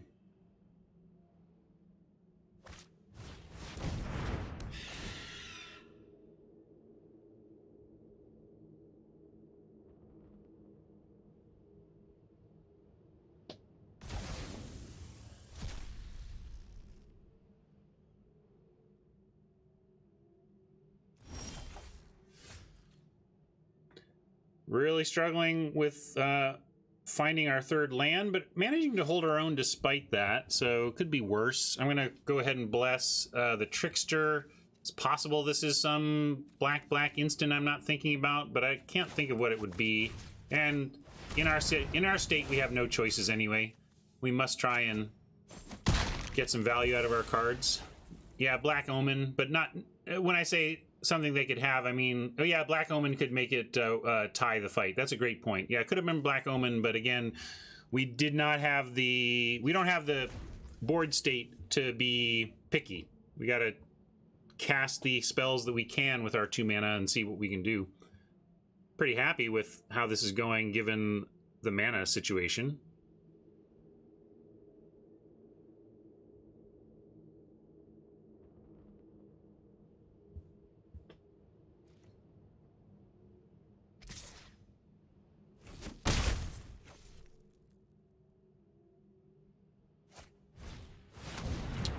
Well, you know what, Tsunami, tomorrow is Friday, and I'm not going to have Jay on, and I usually stream a little long on Fridays. I think I will look into that site the MTGA draft thing you sent tonight, and maybe we'll do a normal draft tomorrow, and then try a user draft in the afternoon, and I can make a channel points thing where I have 7 redemptions for a seat in the draft. Yeah, that's cool. All right. Found our land. What can we do with this? 7/3 is a bit scary. Might have to offer our beetle for that thing. which is too bad because we're close to actually starting to grow it here with the Marauder.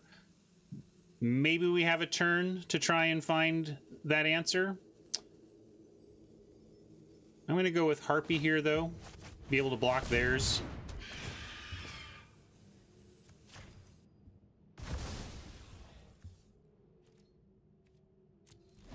And we'll think about this.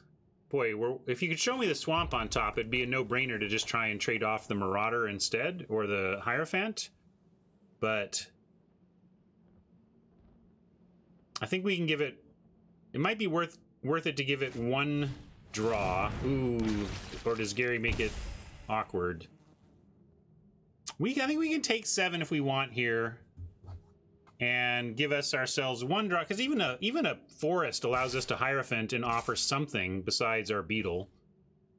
So I'm going to take the 7, offer the trade in the sky, and this is risky. If this is a removal spell, or if the top of their deck is a removal spell, banking on surviving with Hierophant or Marauder might be risky, but I like doing it.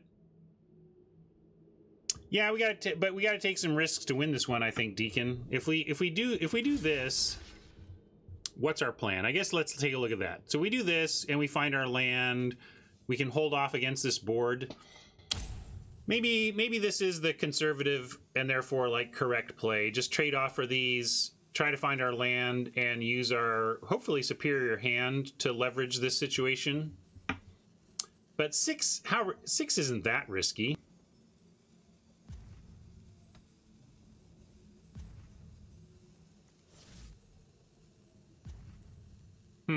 Interesting choice. We have creature return, yeah.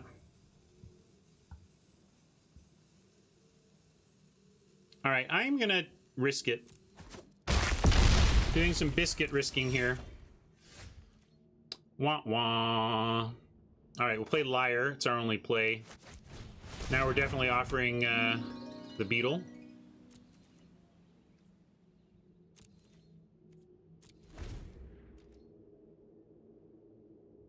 Now we lose to removal, which is a bummer. Took my chances. I understood the risk I was signing up for. Oh man, now they got the win. If they see it.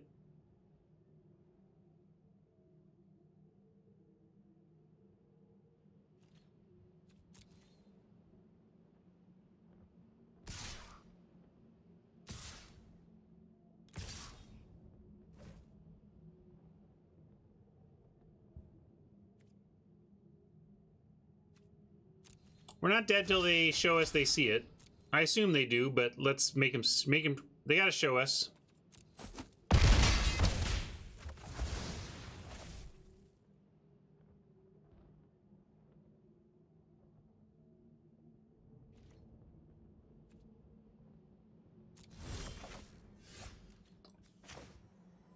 Well, they didn't go for it there.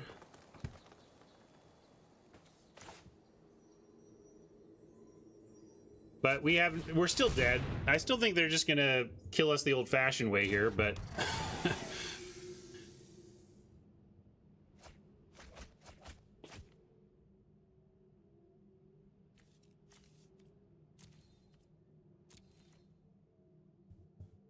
yeah, if they want to see more of their deck, more of our deck, they can. I mean, I don't think there's anything we could reveal that would be like, aha, now they know how to board.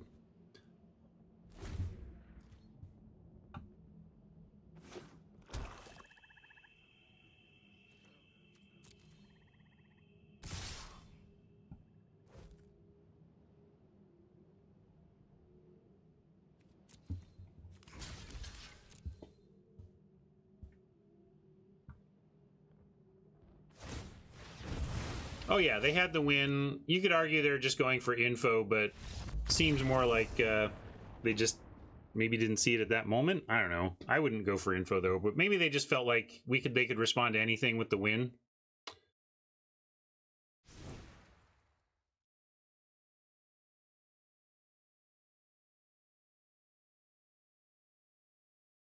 Well, you can question the decision to go to 6, but really that was about saying that we cannot win this game without a land on the top no matter what. So let's assume we have a land on top. And if we have a land on top, how do we want to play this out? So even though it appears to have been a costly decision, it did have its reasons, and it was fundamentally about whether or not we felt we could win without drawing a land. And as we can see there, it was an uphill battle to do so. We saw one flyer, but red, black, not exactly flying colors, so we're not going to bring in Plummet just for that. And that leaves us with not much else to do, honestly, unless we want to bring in a splash or do the familiar thing. But I'm going to run it back this time.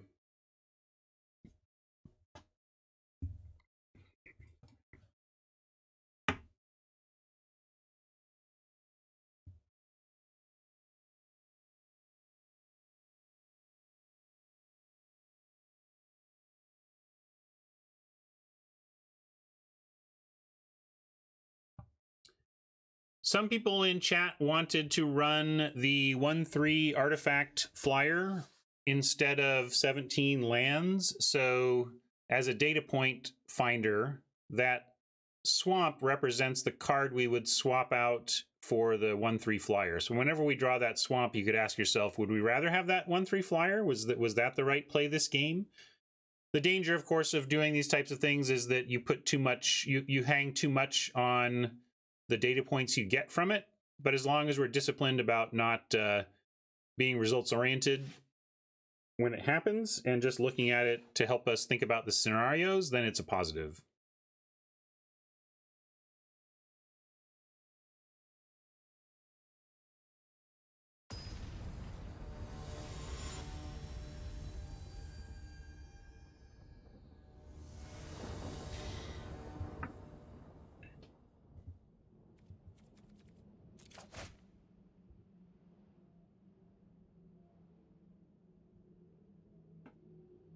Got a mulligan this, although we have a binding, it's just that we're on the play. On the draw, you could maybe make an argument that with any land we have a couple of things to do, but this obviously is a mulligan. And obviously we will ship the bleeper as being very far off, but we need to find one of our low drops so that we can get these trainings going. Yeah, we had a rough day with the shuffler yesterday too, but it's the game we signed up for. I am much more head smacky about failing to read cards and missing lines and stuff than I am about variants hitting me. Harpy.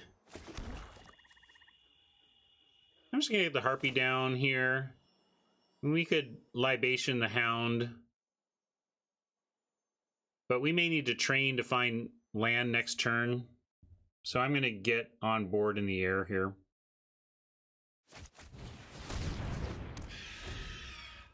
Oh my god.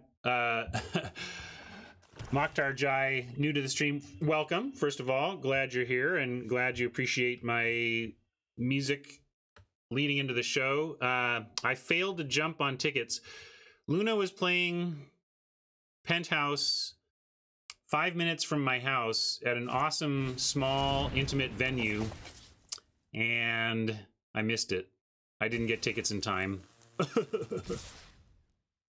That's true. Harpy exiles the Hound. We could have that's a pretty good reason to have waited. And now I'm feeling really up against it here.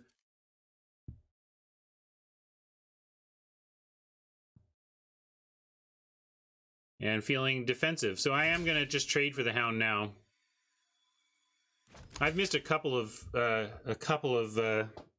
concerts that just kill me right now. I didn't get into Aldous Harding until after she came through town, and now I'm obsessed with her, and I can't believe she was in that venue too. Oh my god. The concerts I've missed. The concerts I've missed.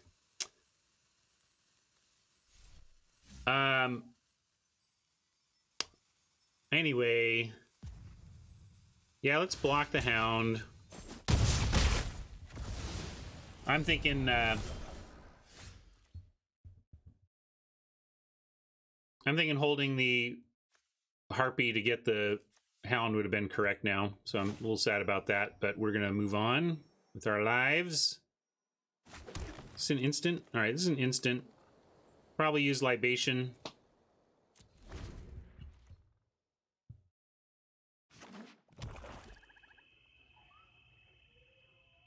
Yeah, you got to choose where your concert budget goes, and on that front, I had held off for a little bit because man, it's expensive. But I did, in fact, last night buy tickets to go see Fish for a 3-day weekend at the Gorge this summer with my buddy. One of my good friends, Dan, he shows up here sometimes. I've seen more concerts with my buddy Dan than like anybody in the world. He is concert obsessed. He doesn't even like Fish. I mean, he doesn't not like Fish, but he just loves live music and loves the atmosphere of live music and loves the 3-day party that is Fish at the Gorge. So I'm in Seattle.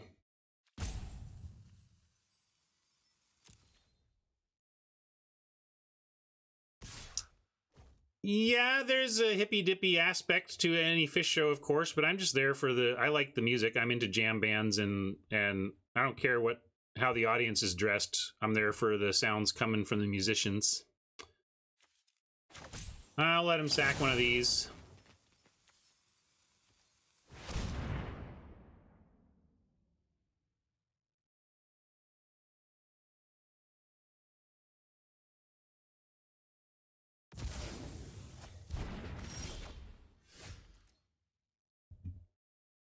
Ooh, I didn't know about that show. Maybe I'll have to... when is that, Porto? My son loves Weezer, and I like Weezer and Green Day a lot, so maybe we could go do that. Well, we could grasp the harpy. These trainings are just laughing at us. But I'm going to go ahead and... Well, do we even need to grasp the harpy right now? I'm going to take 2. I think we can just take a hit from the harpy here while we try to hold our premium removal. July 17th, where? I think that's actually just conflicting with the Fish show I just bought tickets for. So I guess I will not be doing that because I'll be at Fish that weekend.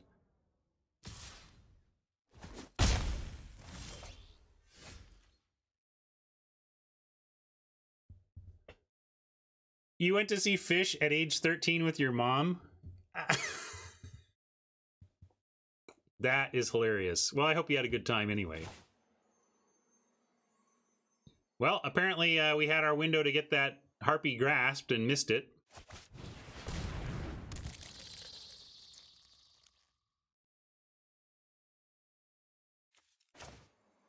$3 to $5K for the full weekend? Is that like, are you talking like flying in from Europe for it, Brian?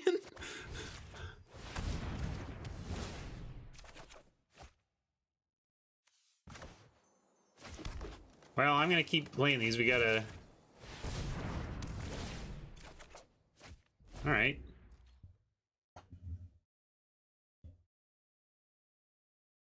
Not even great seats. Wow. What? I don't even understand, Brian. That seems crazy. I thought I was paying a lot for basically 3 days of just the concert tickets. The 3 concert nights was like $250.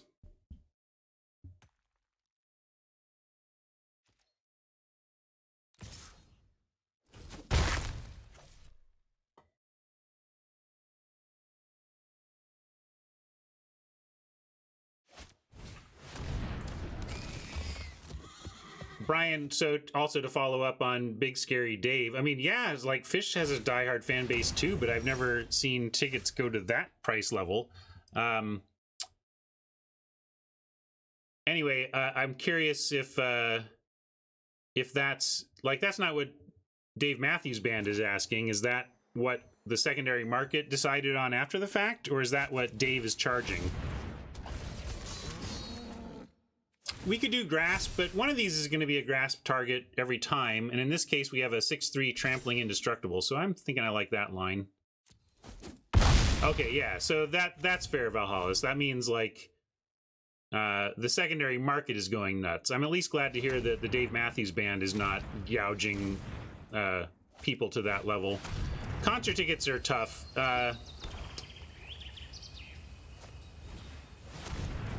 One of the things, if I could wave a magic wand and change how some things worked, I would love for, like, I would love for the artists to get the maximum value out of, like, concert tickets are funny. It's just crazy to me when I see something like that, because, like, that's, you know, if someone's willing to pay $3,000 to see Dave Matthews Band, I hate that, you know, 2,700 of that is going to some jerk who bought the ticket as opposed to, you know, the Dave Matthews Band. Anyway, let me focus on the task at hand here, which is winning this game of Magic. We are going to Agonizing Remorse away the Rage Hound, probably. At least we can get that out of the way. Or we can Myers Grasp the War Leader and knock it down to a 1-2. Then everything we have can attack pretty nicely, because this will get a counter on it. So let's Grasp the War Leader, not worry about the Harpy,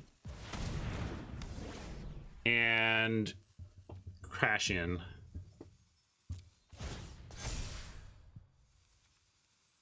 Yeah, I know they get some. Like, it's not that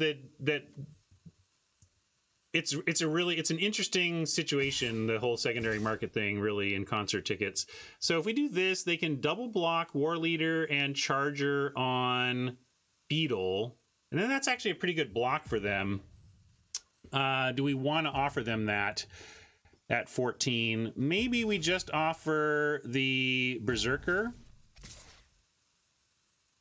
And if they want a 1-for-1 for this Berserker, that's fine. And then this Beetle continues to get bigger. This Berserker's never getting bigger, but the Beetle gets bigger. So let's not risk the Beetle. And then they may want to, you know, block the Berserker, not only to trade, but because they think maybe the Beetle will stop growing. But then we get to drop Chimera. No, they have 4 total power between War Leader and Charger. Oh, Charger can't block. Sorry, my bad. I don't read cards, apparently. Super bad. I blame you guys getting me thinking about concerts. I was, this is where I also got to let myself go a little bit on flogging myself over mistakes. Part of the fun of this streaming thing is chatting with you guys about stuff that comes up, and I got a little distracted there. Forgot to read my cards.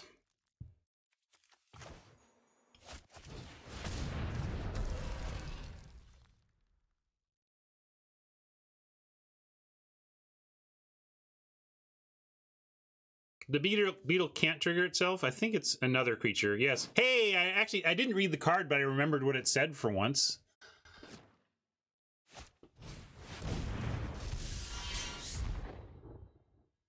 Yeah, if you've never been to the Gorge and a band you love is going to play there and you're not even from the area, you might decide that this is your time to take a trip out to the Pacific Northwest, check out Seattle, drive to the Gorge, and see your favorite band, because it is an incredible venue to see performance. Truly my favorite. So we know all of their stuff, right? We've got they're cardless. Charger's a 3/5. It can't get bigger. Like, why not do this? Do they want it dead? What are they doing?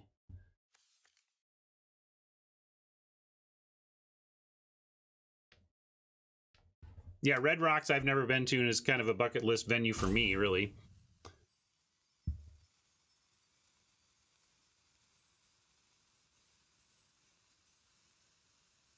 Right? This has got to be the block, right? I don't mind giving this the yard, because then we can Agonizing Remorse it. Yeah. It's not even going to come back. We're going to Remorse it.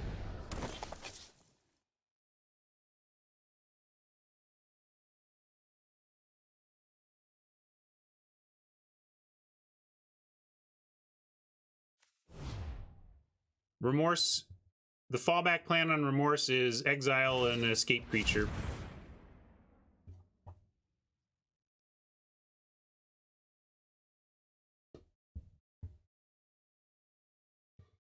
somebody around here usually reads the card eventually.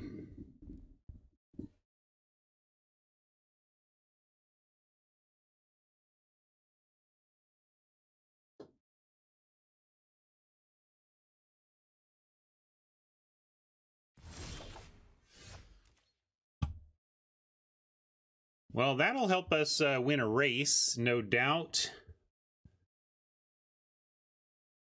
Chimera can't get through Anax, but let's get rid of the Charger.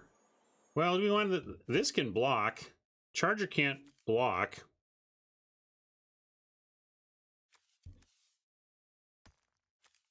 Is Cardboard Live not working? Or maybe you're on mobile, but anyway, sorry, let's figure this out. So Aspect doesn't do much except life gain, although we don't have anything else to do with it. We can cast both of these if we want to gain some life.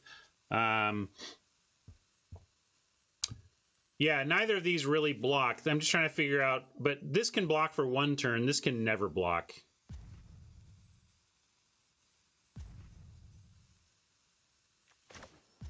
I'm gonna do this and we'll figure it out. It's got to be one of these two, and they both exile 3, right? Yeah, let's just take the beef. Right, it's bigger. And 6/4 becoming a 7/5 is still technically killable by this stuff, but we can send in at least the Rage Scarred, and this is a forced block. Like now they can't double block or they lose, so we can send in everything, right? So I'm going to actually add this to the Horn Beetle for lifelink, and then with only 2 blockers, they don't have the luxury of double blocking the Beetle, and we'll let them have the Chimera.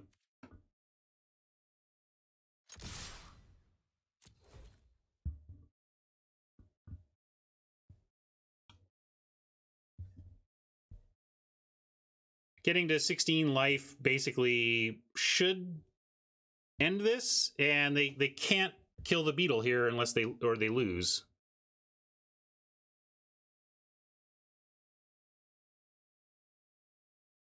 Yeah, but we'll have 16 life, right?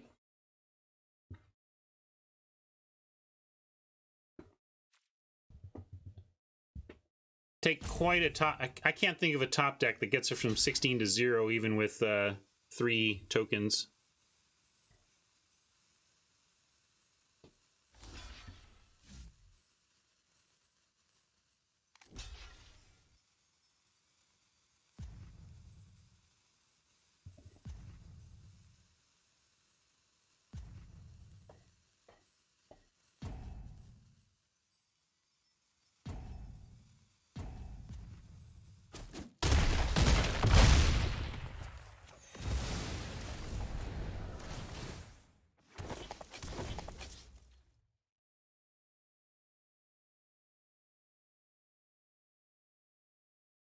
The Gorge is in the city of George, Washington. Isn't that funny? What clever city namers they are. The Columbia River Valley is kind of near the, it's in the Pacific Northwest. It's kind of near the Oregon-Washington border. But kind of in the middle of Washington. More in the middle, I guess. But it's incredible because you just get reminded you're watching this concert with the backdrop of this incredible river gorge that was created. I'm no geologist, but my understanding of there's two camps of thought on like the creation of the Columbia River Valley, and one is like the slow erosion theme idea, like that. Steadily over time, lots of water goes through over gazillion years and carves out this channel in the land. But the more compelling and interesting take is that actually it was like when we had a glacier melt incident, like a meteor hits, melts a bunch of water, and then all in one time, like in one big, huge kind of 2-week event, the water comes rushing through the valley and carves it out all at once. And if you look at the smoothness of it, like it actually, that makes more sense with the evidence. I thought that was really interesting. But sitting there thinking about that, watching that, it's pretty stunning. Okay, so now they have a forced block on the Maze Warden. They can activate it once and make it a 4/5, which is still not enough for this. And we can also bring back the Chimera to increase the Beetle again. And I think this is going to be awfully close to good enough, if not good enough.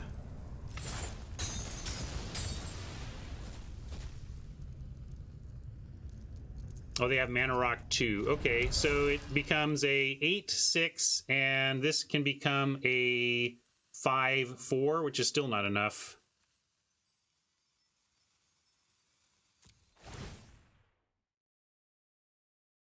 I don't think they forgot that satyrs can't block. I just don't think they had any other plays to save the game.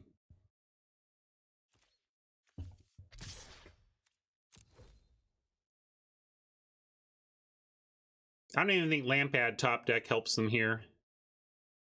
We're about to get 8 more life. And they...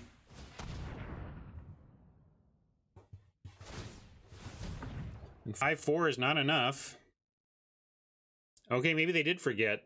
If they're activating now, maybe they did forget. Yeah, okay. You're right. They forgot they can't block.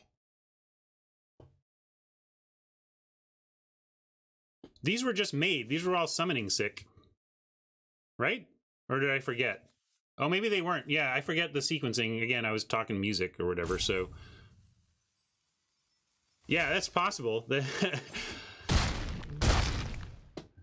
It's possible. You know, sometimes your only hope is to try and hope leave creatures that can't block back to block and hope that your opponent misses it.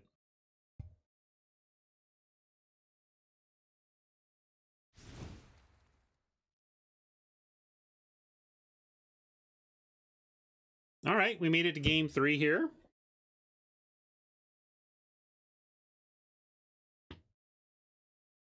Maybe. Right now I'm lagging.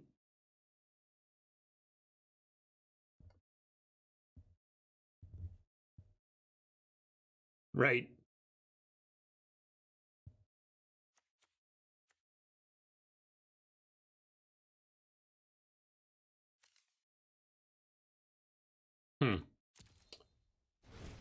Well, we're both fairly aggressive decks. And again, I don't really feel like we have much to bring in. We could bring in Familiar and cut a swamp on the draw.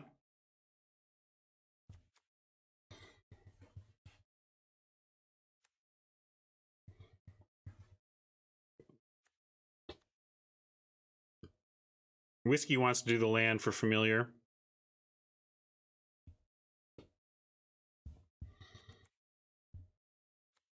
You know, I guess we can run the Familiar for one reason, is that they are playing, at least we saw Harpy in both games. Maybe they have a couple Harpies.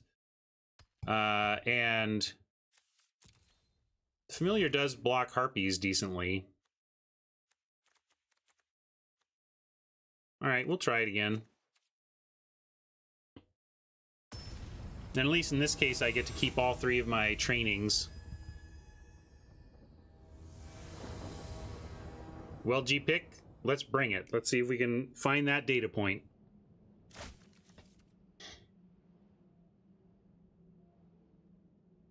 Can't keep this, unfortunately. 1 lander, not going to cut it. A 1,000,000 lander, not great, but we do have Thief into training, so we're going to keep.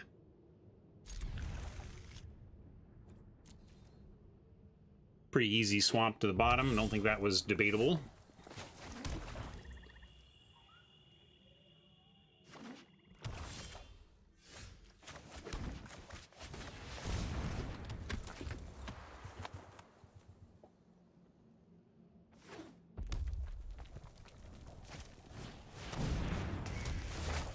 That is a nightmare, because now we're going to lose our training to the...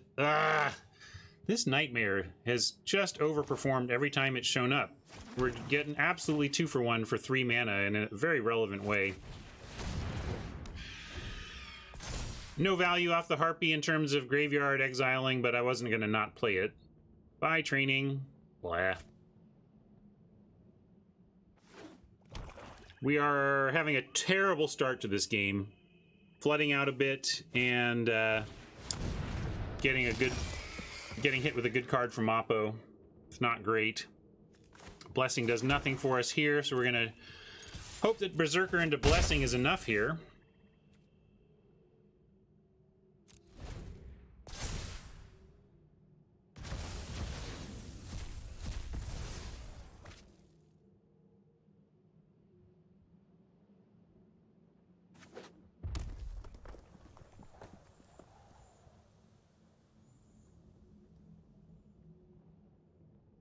If they do anything to disrupt our ability to play these three cards, I don't think we have a chance. But if we can go Swamp into Berserker, you know, get in for a couple, have something to block a Charger, maybe Blessing their next play that they don't even know about the Blessing, maybe this is enough. But we need things to go pretty right from here. That's actually not bad in terms of things going right. Oppo using this on a fairly nominal creature isn't bad for us. I probably should have played the Swamp since they didn't know about the Forest, but they did know about the Swamp. I was just trying to keep my mana even, but probably should have played the Swamp there. Keep two cards unknown in my hand. Oh yeah, it definitely loses value as the game goes on, but one of the more powerful turn 3 plays in the format, it feels like to me.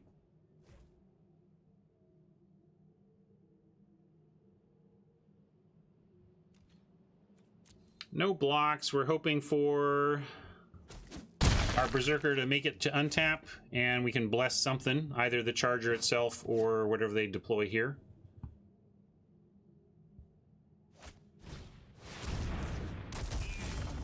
Wow, we actually, in fact, cannot kill what they deploy there without losing our Berserker, so I'm going to bless the Charger.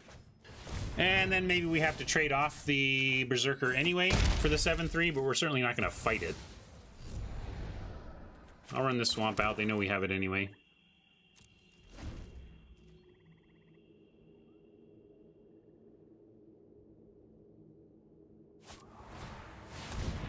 All right. Ouch.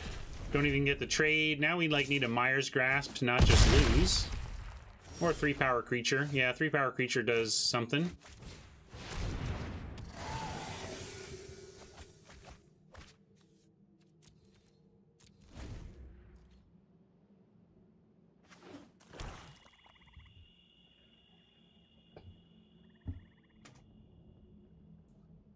Obviously, removal on our Hierophant is GG. And we have no choices here. We're blocking if we can be given that chance. Well, that was fancy play syndrome, buddy. Why not just fire it off in the main? I don't know.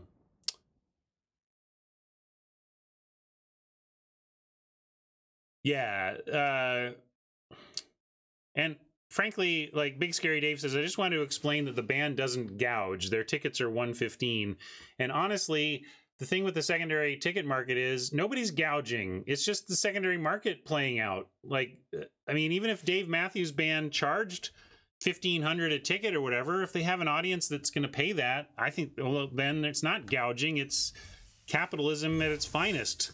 Establishing what the supply and demand is and having the market adjust accordingly and not resenting anybody who's making money off of that.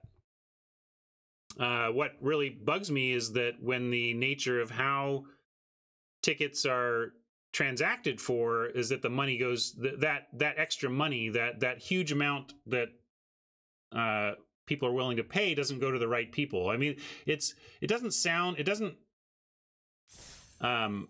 may not sound, it sounds counterintuitive, but one of the big problems with concert tickets is that they're too cheap. Right? The secondary market goes as nuts as it does because Dave Matthews only charges $115 for a ticket. So if the public is willing to pay way more than that, and DMB only charges the 115, then there's the secondary market's going to explode, and all this money gets chopped around between scalpers, between promoters, between ticket fees, and frankly, some of it does go back to the band, not all of it. But anyway, it's a weird industry, and it's super counterintuitive that one of the big problems with it is that the tickets are too cheap.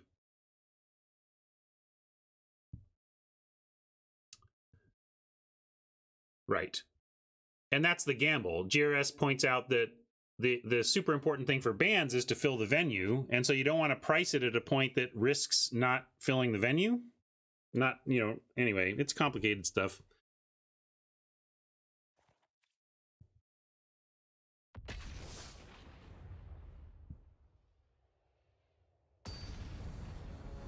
All right, we've given up our foul to give. Yesterday we had our first no gem Theros Beyond Death traditional draft. We've been very lucky. I mean, hopefully we've been playing decently as well, but we have managed to basically cash or come out ahead in all but one Theros Beyond Death traditional draft. Now we're staring at a possible second. But this looks great. Yeah, let me get out of your way. Here we go.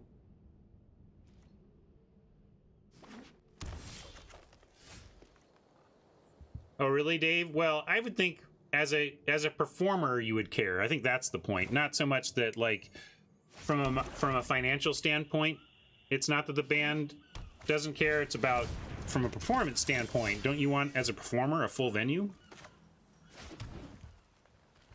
Nothing like sad empty seats. Let's go with the Grove Dancer. That's the thing I'd most like to trade off here. If we want to, we might just go for a race. We got Chimera.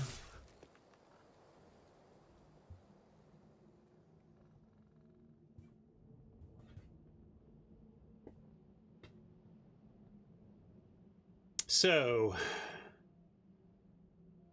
are we trading here or looking to race back? They've got the front foot, but we do have a Chimera and a binding to kind of chew up their yard a little bit. I'm gonna try and race. Feels a little bit awkward though. I'm gonna take it for now. At least let's see what they do here. All right. Well, that makes racing quite a bit harder.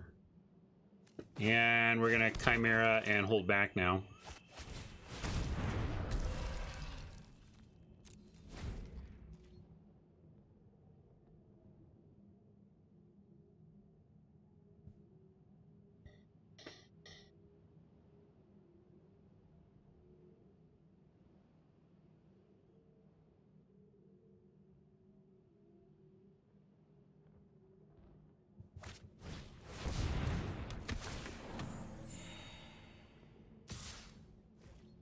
All right, now I'm going to offer a trade here. We can even offer a trade for the Chimera because we can get it back, but I'm fine with this.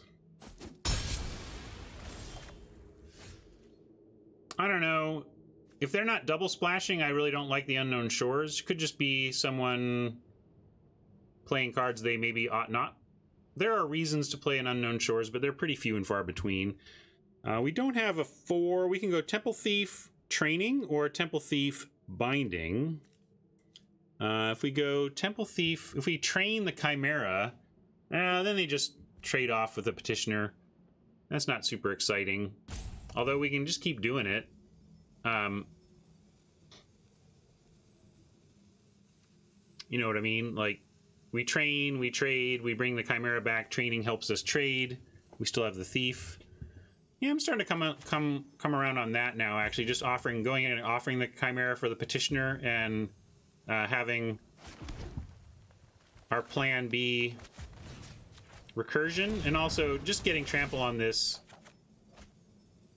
almost makes him have to do this, have to block.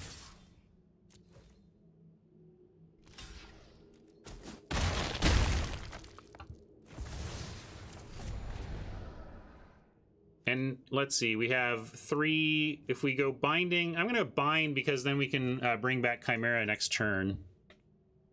And if not, we can go Harpy Temple Thief. Although Temple Thief does attack through the Dryad. But if we want to be sure about Chimera next turn, we should Binding here. I'm going to do that.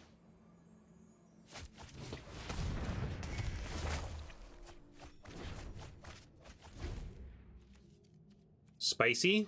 A couple of our big drops in the old Beetle here.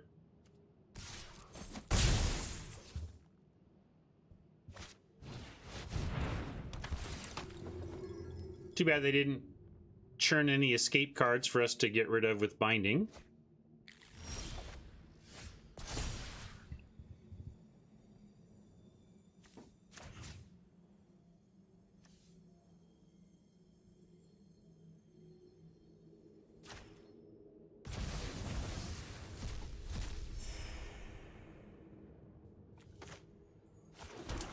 So now if we go Loathsome, they get to put the Apathy on it. So now instead of the Chimera play, I'm just going to go Harpy Thief. And we could also Libation Naming Enchantment to get the Dryad. But I kind of was hoping we could try and get this with the... But maybe we don't care. We can go Libation Thief.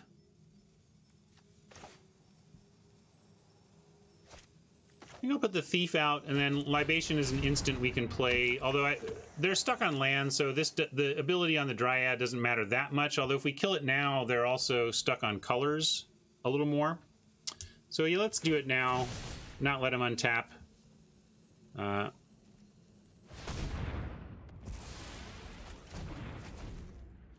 mean, they have this Unknown Shores, but that's why this isn't good. It increases the cost of all these... So now this Apathy is a 4-drop. Hopefully they use it. Go ahead, use that Apathy. Oh no, Hero of the Pride. All right.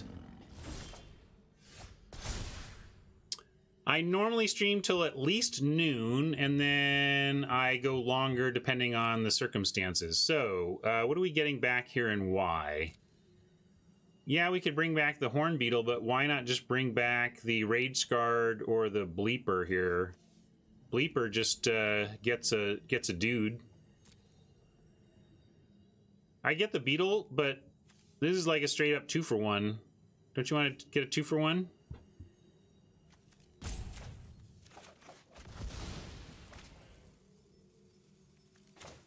I like 2-for-1s. Someone told me once they were pretty good.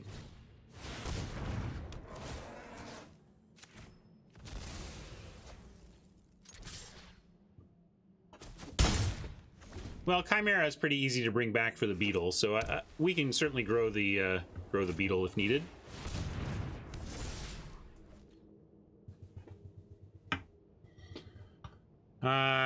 Let's see. We're gonna say no blocks here.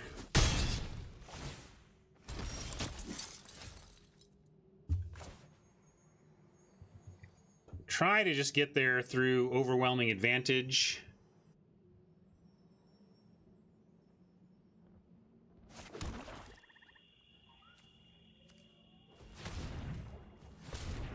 Where do we want this? Probably want this on the Chimera, but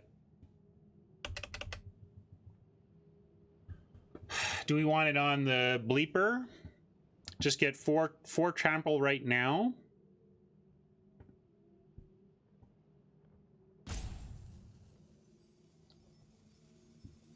Chat will explain to you what this swamp is about while I figure out how we want to sequence this. I'm going to go with training on the Bleeper.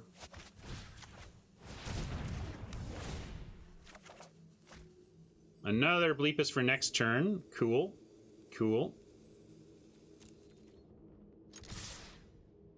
We're not blocking this Pilgrim, so despite the fact that it's going to make some annoying dudes, we have the play we have. And I'm going to go Chimera.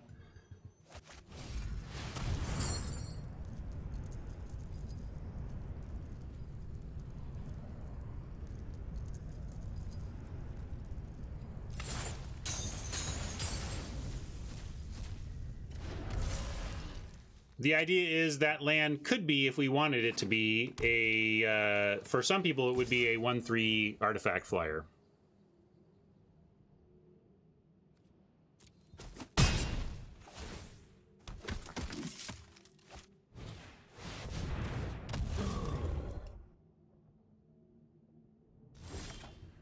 Well, you'd think a land would not be what we wanted to see, but it's not as bad as you think.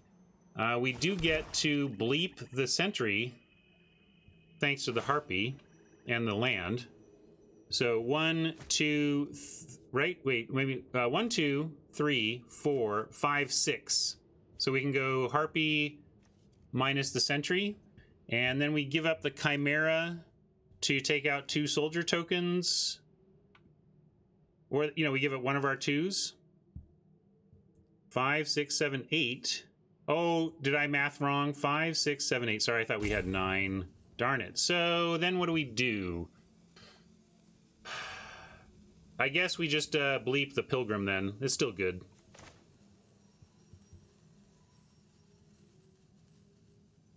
But sentry becomes an issue, but we got to get rid of this pilgrim.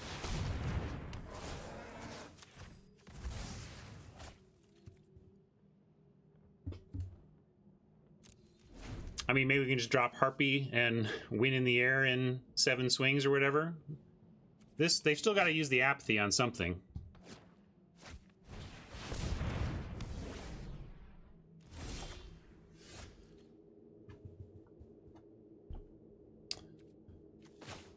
Yeah, all we got is this now. No attacks into the 3/6. 7-turn clock incoming.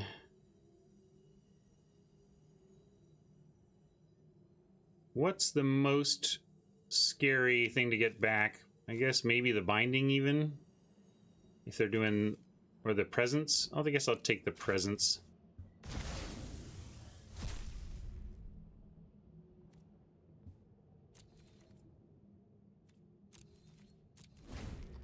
It's not a 7-turn clock. If we get a couple swings in with the harpy and they don't develop their board much past this, eventually we'll get a go-wide attack in addition to the harpy.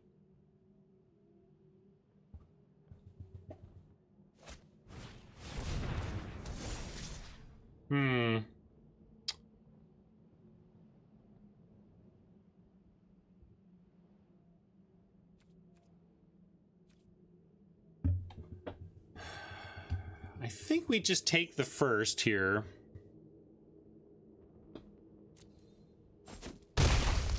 They get a creature out of it, but our options are limited. Frustrating. Flooding uncontrollably.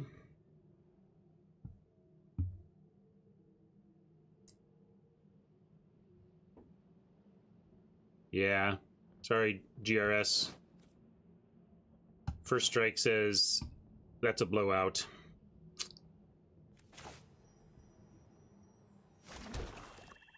Still got to attack with the harpy. Guess I'm going to offer this.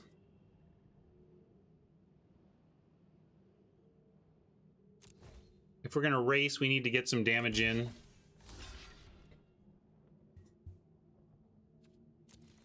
And at least that tramples.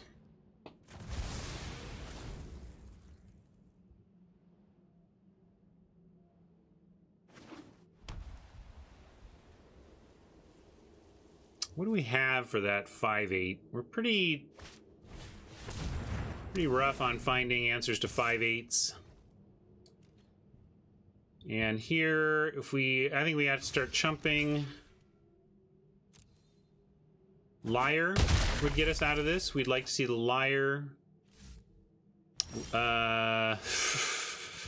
Thanks, deck. You're a peach. We love you.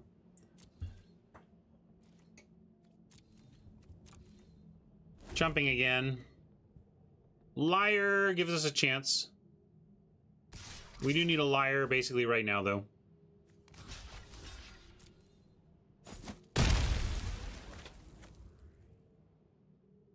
Not only do we need a liar right now, we need a liar into action, and we could really use them to stop with the action. I can tell you... Oppo, well, I don't know. We haven't seen all of Oppo's deck. Between Dryad, maybe there's a double splash going on here, but it seems like Oppo was on a splash they shouldn't be on, and our deck is just laughing at us. So it goes.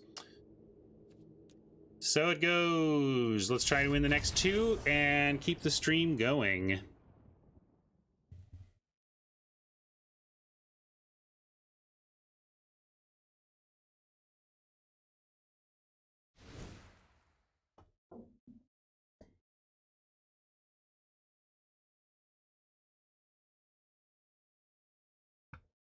I'm a little peckish. I'm going to go grab a beverage and a snack while the sideboarding goes. We never have much to sideboard anyway. We'll probably bring in a plummet. Your job is just to figure out what beyond plummet. Are we going to go plummet and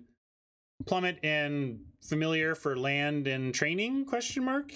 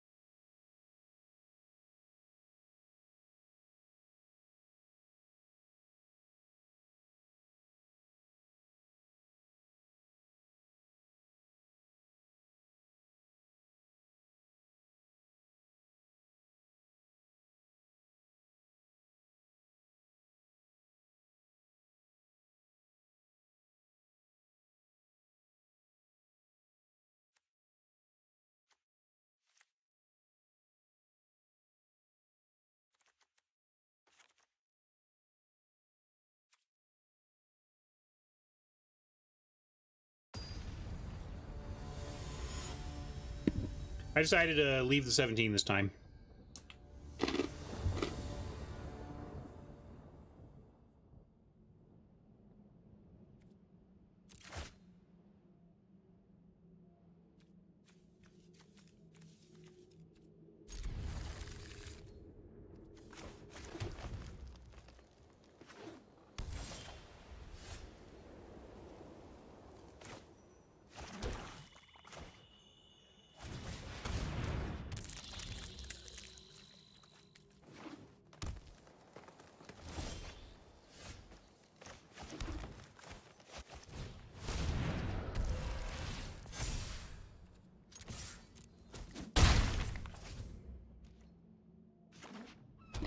Easy game.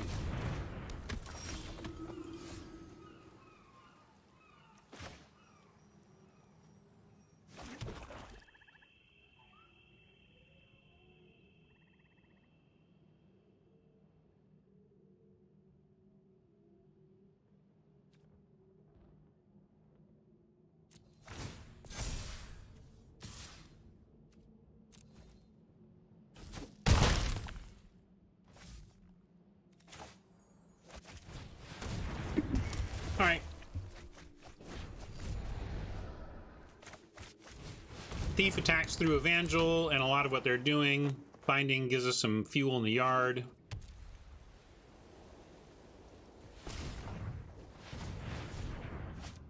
I keep forgetting to adjust sleeves.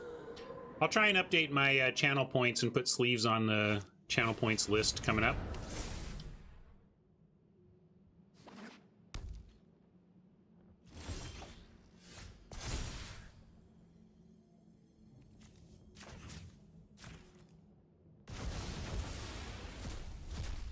Getting that spider was nice. Probably should just aspect here before they run their hand too low.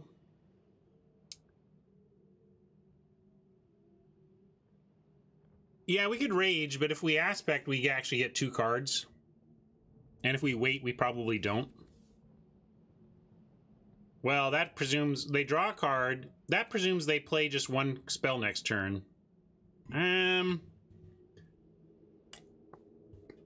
We can get there last. Yeah, we could aspect the beetle, but then we can't attack with it because they actually do have a block in that case.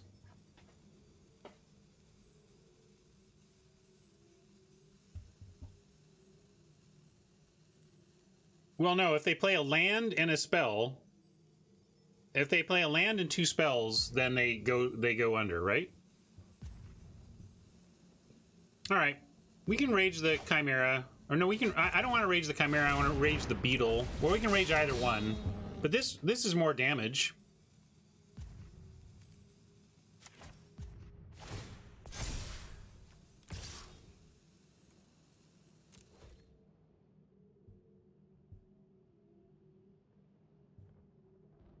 Oh, sorry, I should have swung Thief.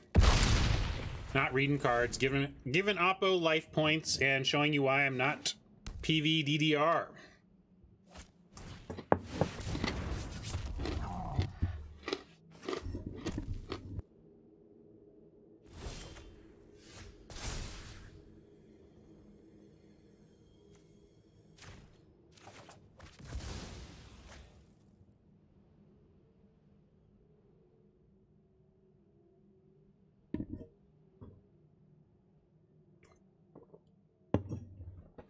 Ha, they only had played one spell, that's true, but at least it was just lands.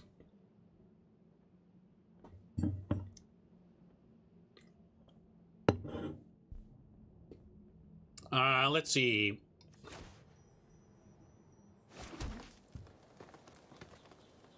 Boy, do we just put the aspect on the thief? At least the thief gets through every turn. What do you think? Are we gonna... Like, it's weird to put this on the smallest of our creatures, but it's the one thing that can get through every turn. So yeah, let's do this. It also spreads around our strength. We make a lot of things that all kind of need dealing with.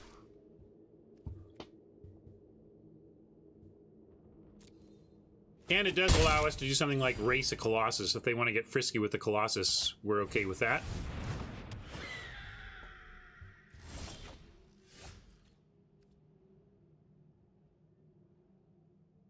What was your line, though?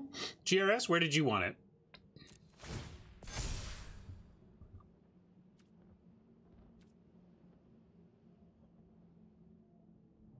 Definitely Thief, and then what else? Let's say we swung out. Okay, wasn't sure, GRS. If we swing out, they probably double block the Beetle, eat the Chimera, and take 7.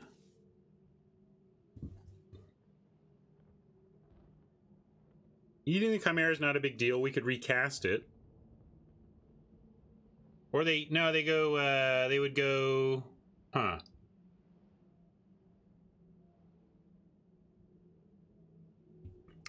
Well, either we swing everything or just Thief. I think that's fundamentally the question. Unless we want to get a big Chimera.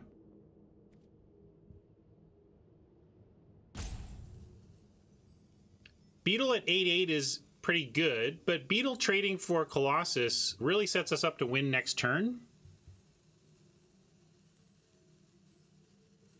And 1, 2, 3, 4, yeah.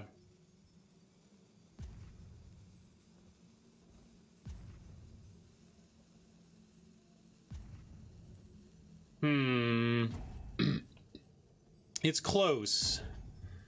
But I think if we force the Beetle issue, then everything else... Yeah, I'm actually in swing out.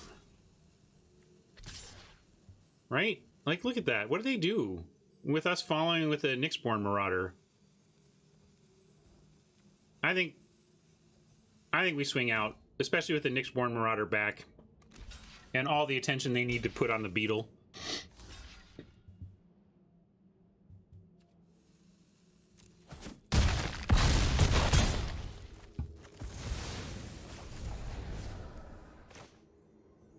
And we could do Marauder or Chimera. 4/3 or 5/2.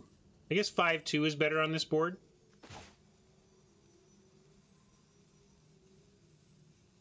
You just trying to hurt me, GRS. I acknowledge my mistake. Being like Dionysus here with your ongoing tally of how much my mistake is costing us. Let's do it this way.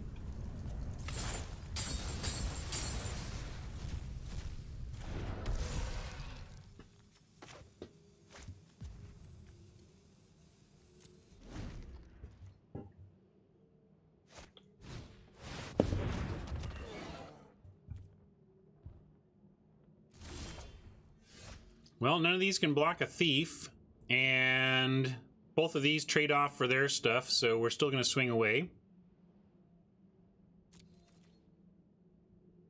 Well, I know. It's okay, GRS. It's just kind of funny. I keep looking up and you pointing out, continuing to update what their life total could have been.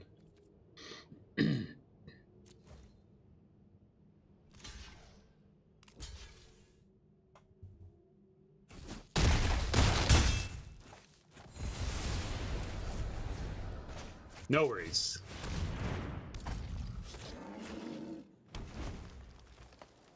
Thank you, Razor. I deserved that.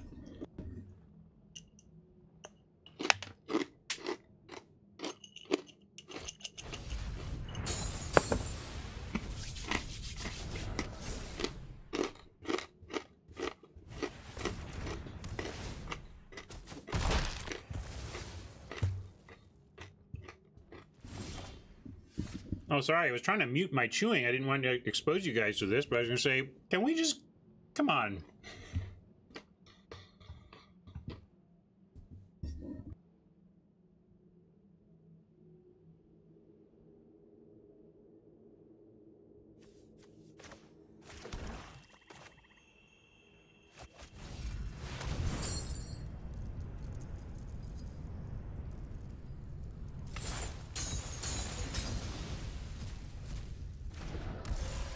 Sorry about that chewing. You all know me. I try to mute exactly for that purpose. It's gross to hear people chew. I didn't mean to subject you all to that.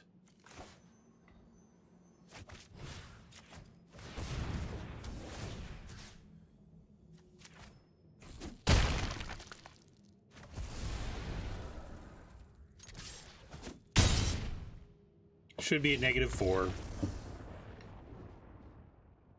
All right. Let's come back for the third win, or for the second win here.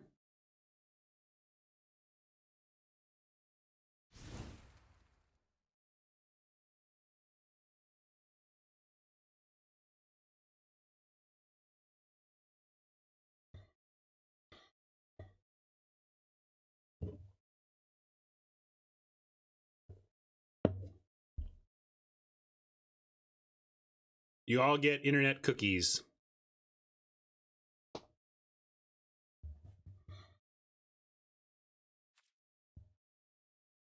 Sending that back.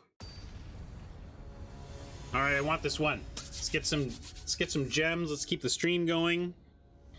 Let's keep our streak of profit alive. Well, I guess we don't have a streak, but our excellent ratio of profit alive. This is not even remotely keepable.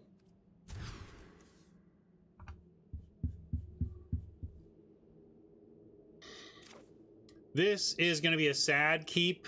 We have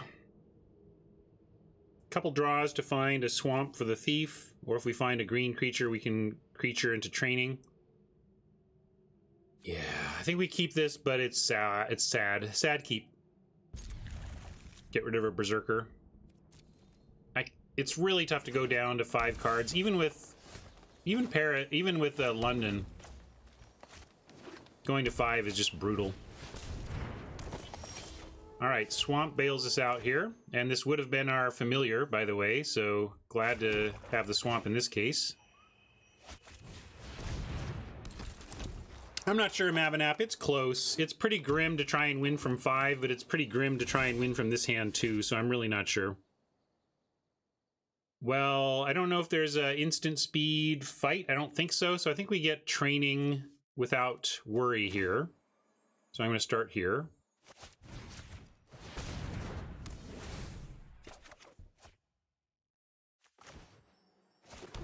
Gives us an attack.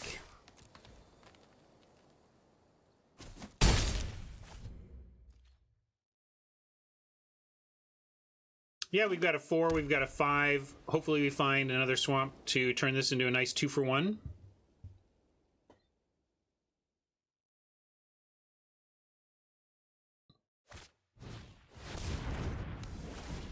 Ugh. Pretty brutal.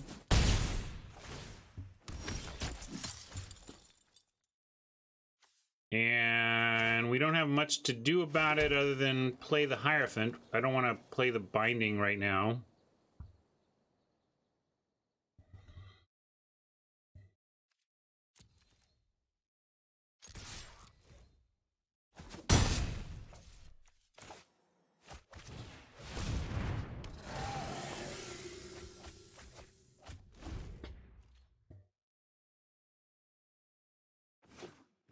Not for this, though. That's the first strike again.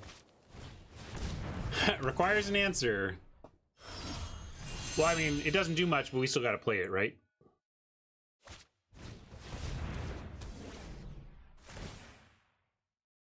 Oppo wrecking us. Ah, what can you do?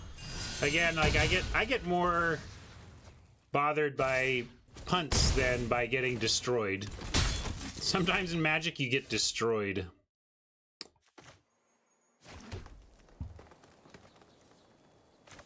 Let's see, what chance do we have? It actually is probably more about a binding here, trying to find something.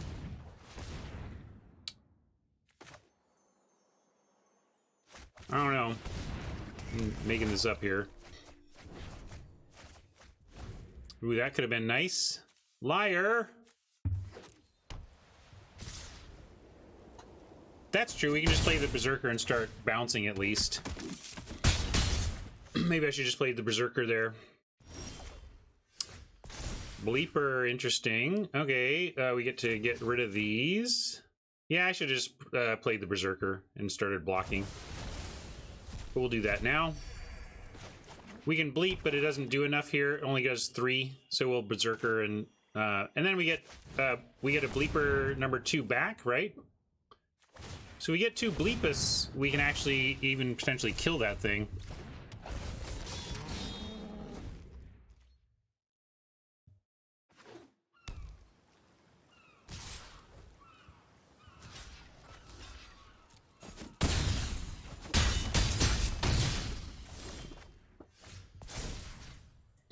All right, now we gotta think carefully because we may not have time to get the second Bleeper. If we get Bleepus, we kill a token, and then we have 5. 5 doesn't even kill the Wanderer, though. That's the thing. Second Bleepus doesn't get the Wanderer anyway, unless we get more black mana symbols. But does that mean we take the Grove Dancer or the Temple Thief? No, unless we really felt like we needed to cast one of those this turn, because we can get like Grove Dancer, and we have... Oh, no, we don't have enough mana to do that anyway. So it kind of, it chooses itself. There's nothing to do besides take the Bleepus here, but I did want to at least look it through.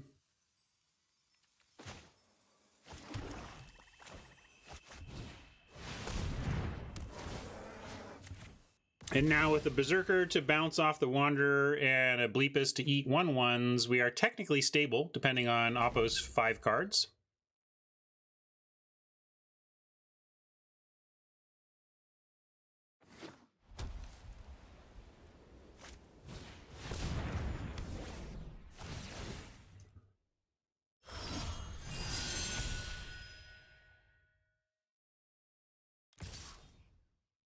Really? Well, yeah, that's pretty doomed.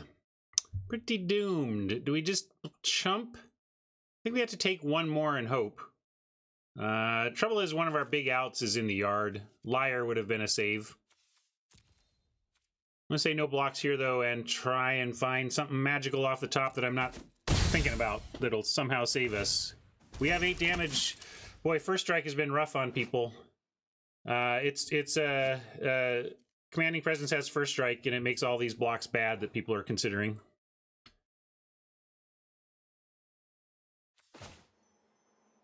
And we can't even do both of these. It's really rough. I think we're basically done for, but we do have chumps, so we're gonna start there.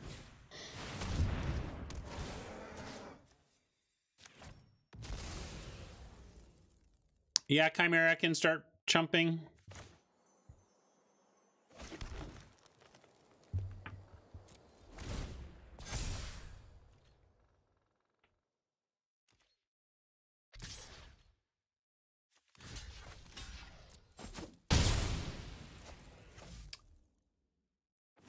Well, attacking back doesn't make sense because I think they chump here.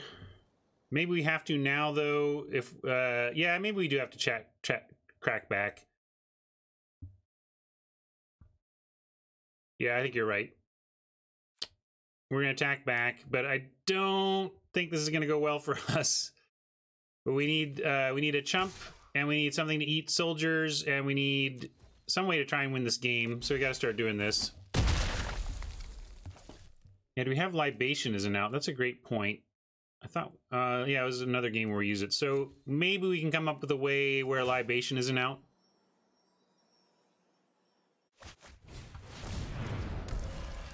I would say that this is the case. But your friend here is only mostly dead. Oh, just have trample too. Oh, just Hydra's growth doesn't give trample, so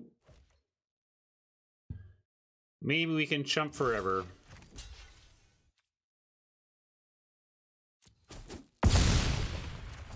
Libation.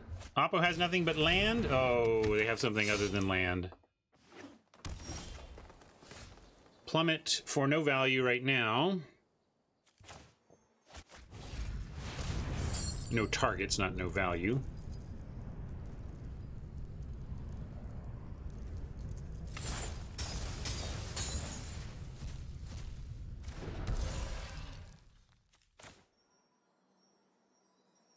Yeah, make it flying next turn, Oppo. Do something to make it flying.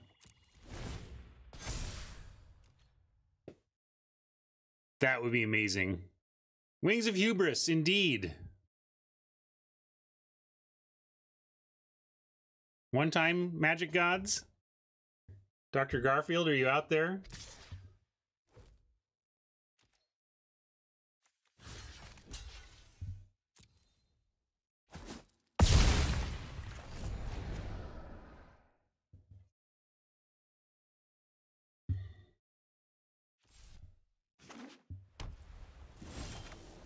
Oh, that's fair. They could sack the wings and then it stops flying. But at least it brings it to the ground. So yeah, the wings play did nothing, you're right. Gotta rain on our parade with your logic. Stupid logic. Reading cards and stuff. Who do you think you are? Reading cards. Trying to have hope over here and people gotta go reading cards on us.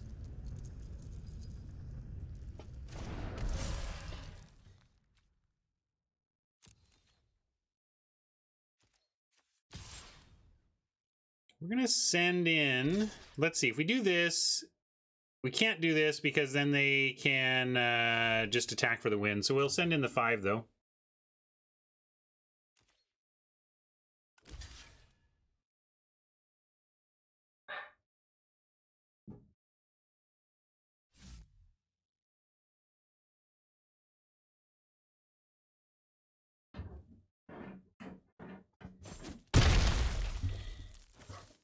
Yeah, that's true. If we did make them make that play, they'd still end up killing the Wanderer. So Shepin is the ultimate trump, right?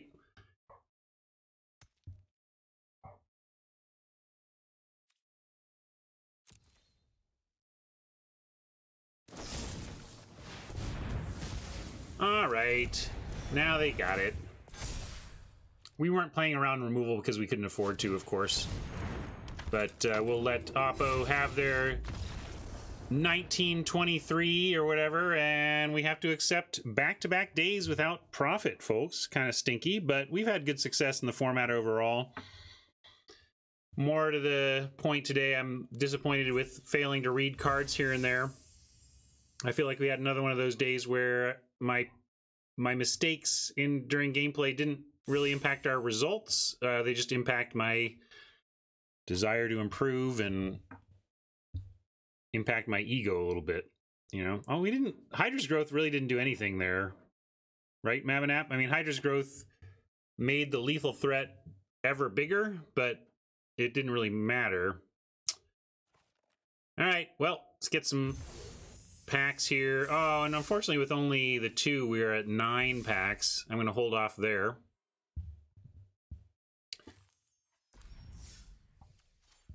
And since we're right at noon, I got some stuff to do. I'm going to let this one go and find you someone to raid today. Had a good time, though. Let's say goodbye to our friends watching on YouTube. Thank you so much for hanging out. Appreciate all my YouTube friends that I don't get to talk to, but I do love it when you guys make it down to the live event and show up and chat and let me know you're here. Always great. And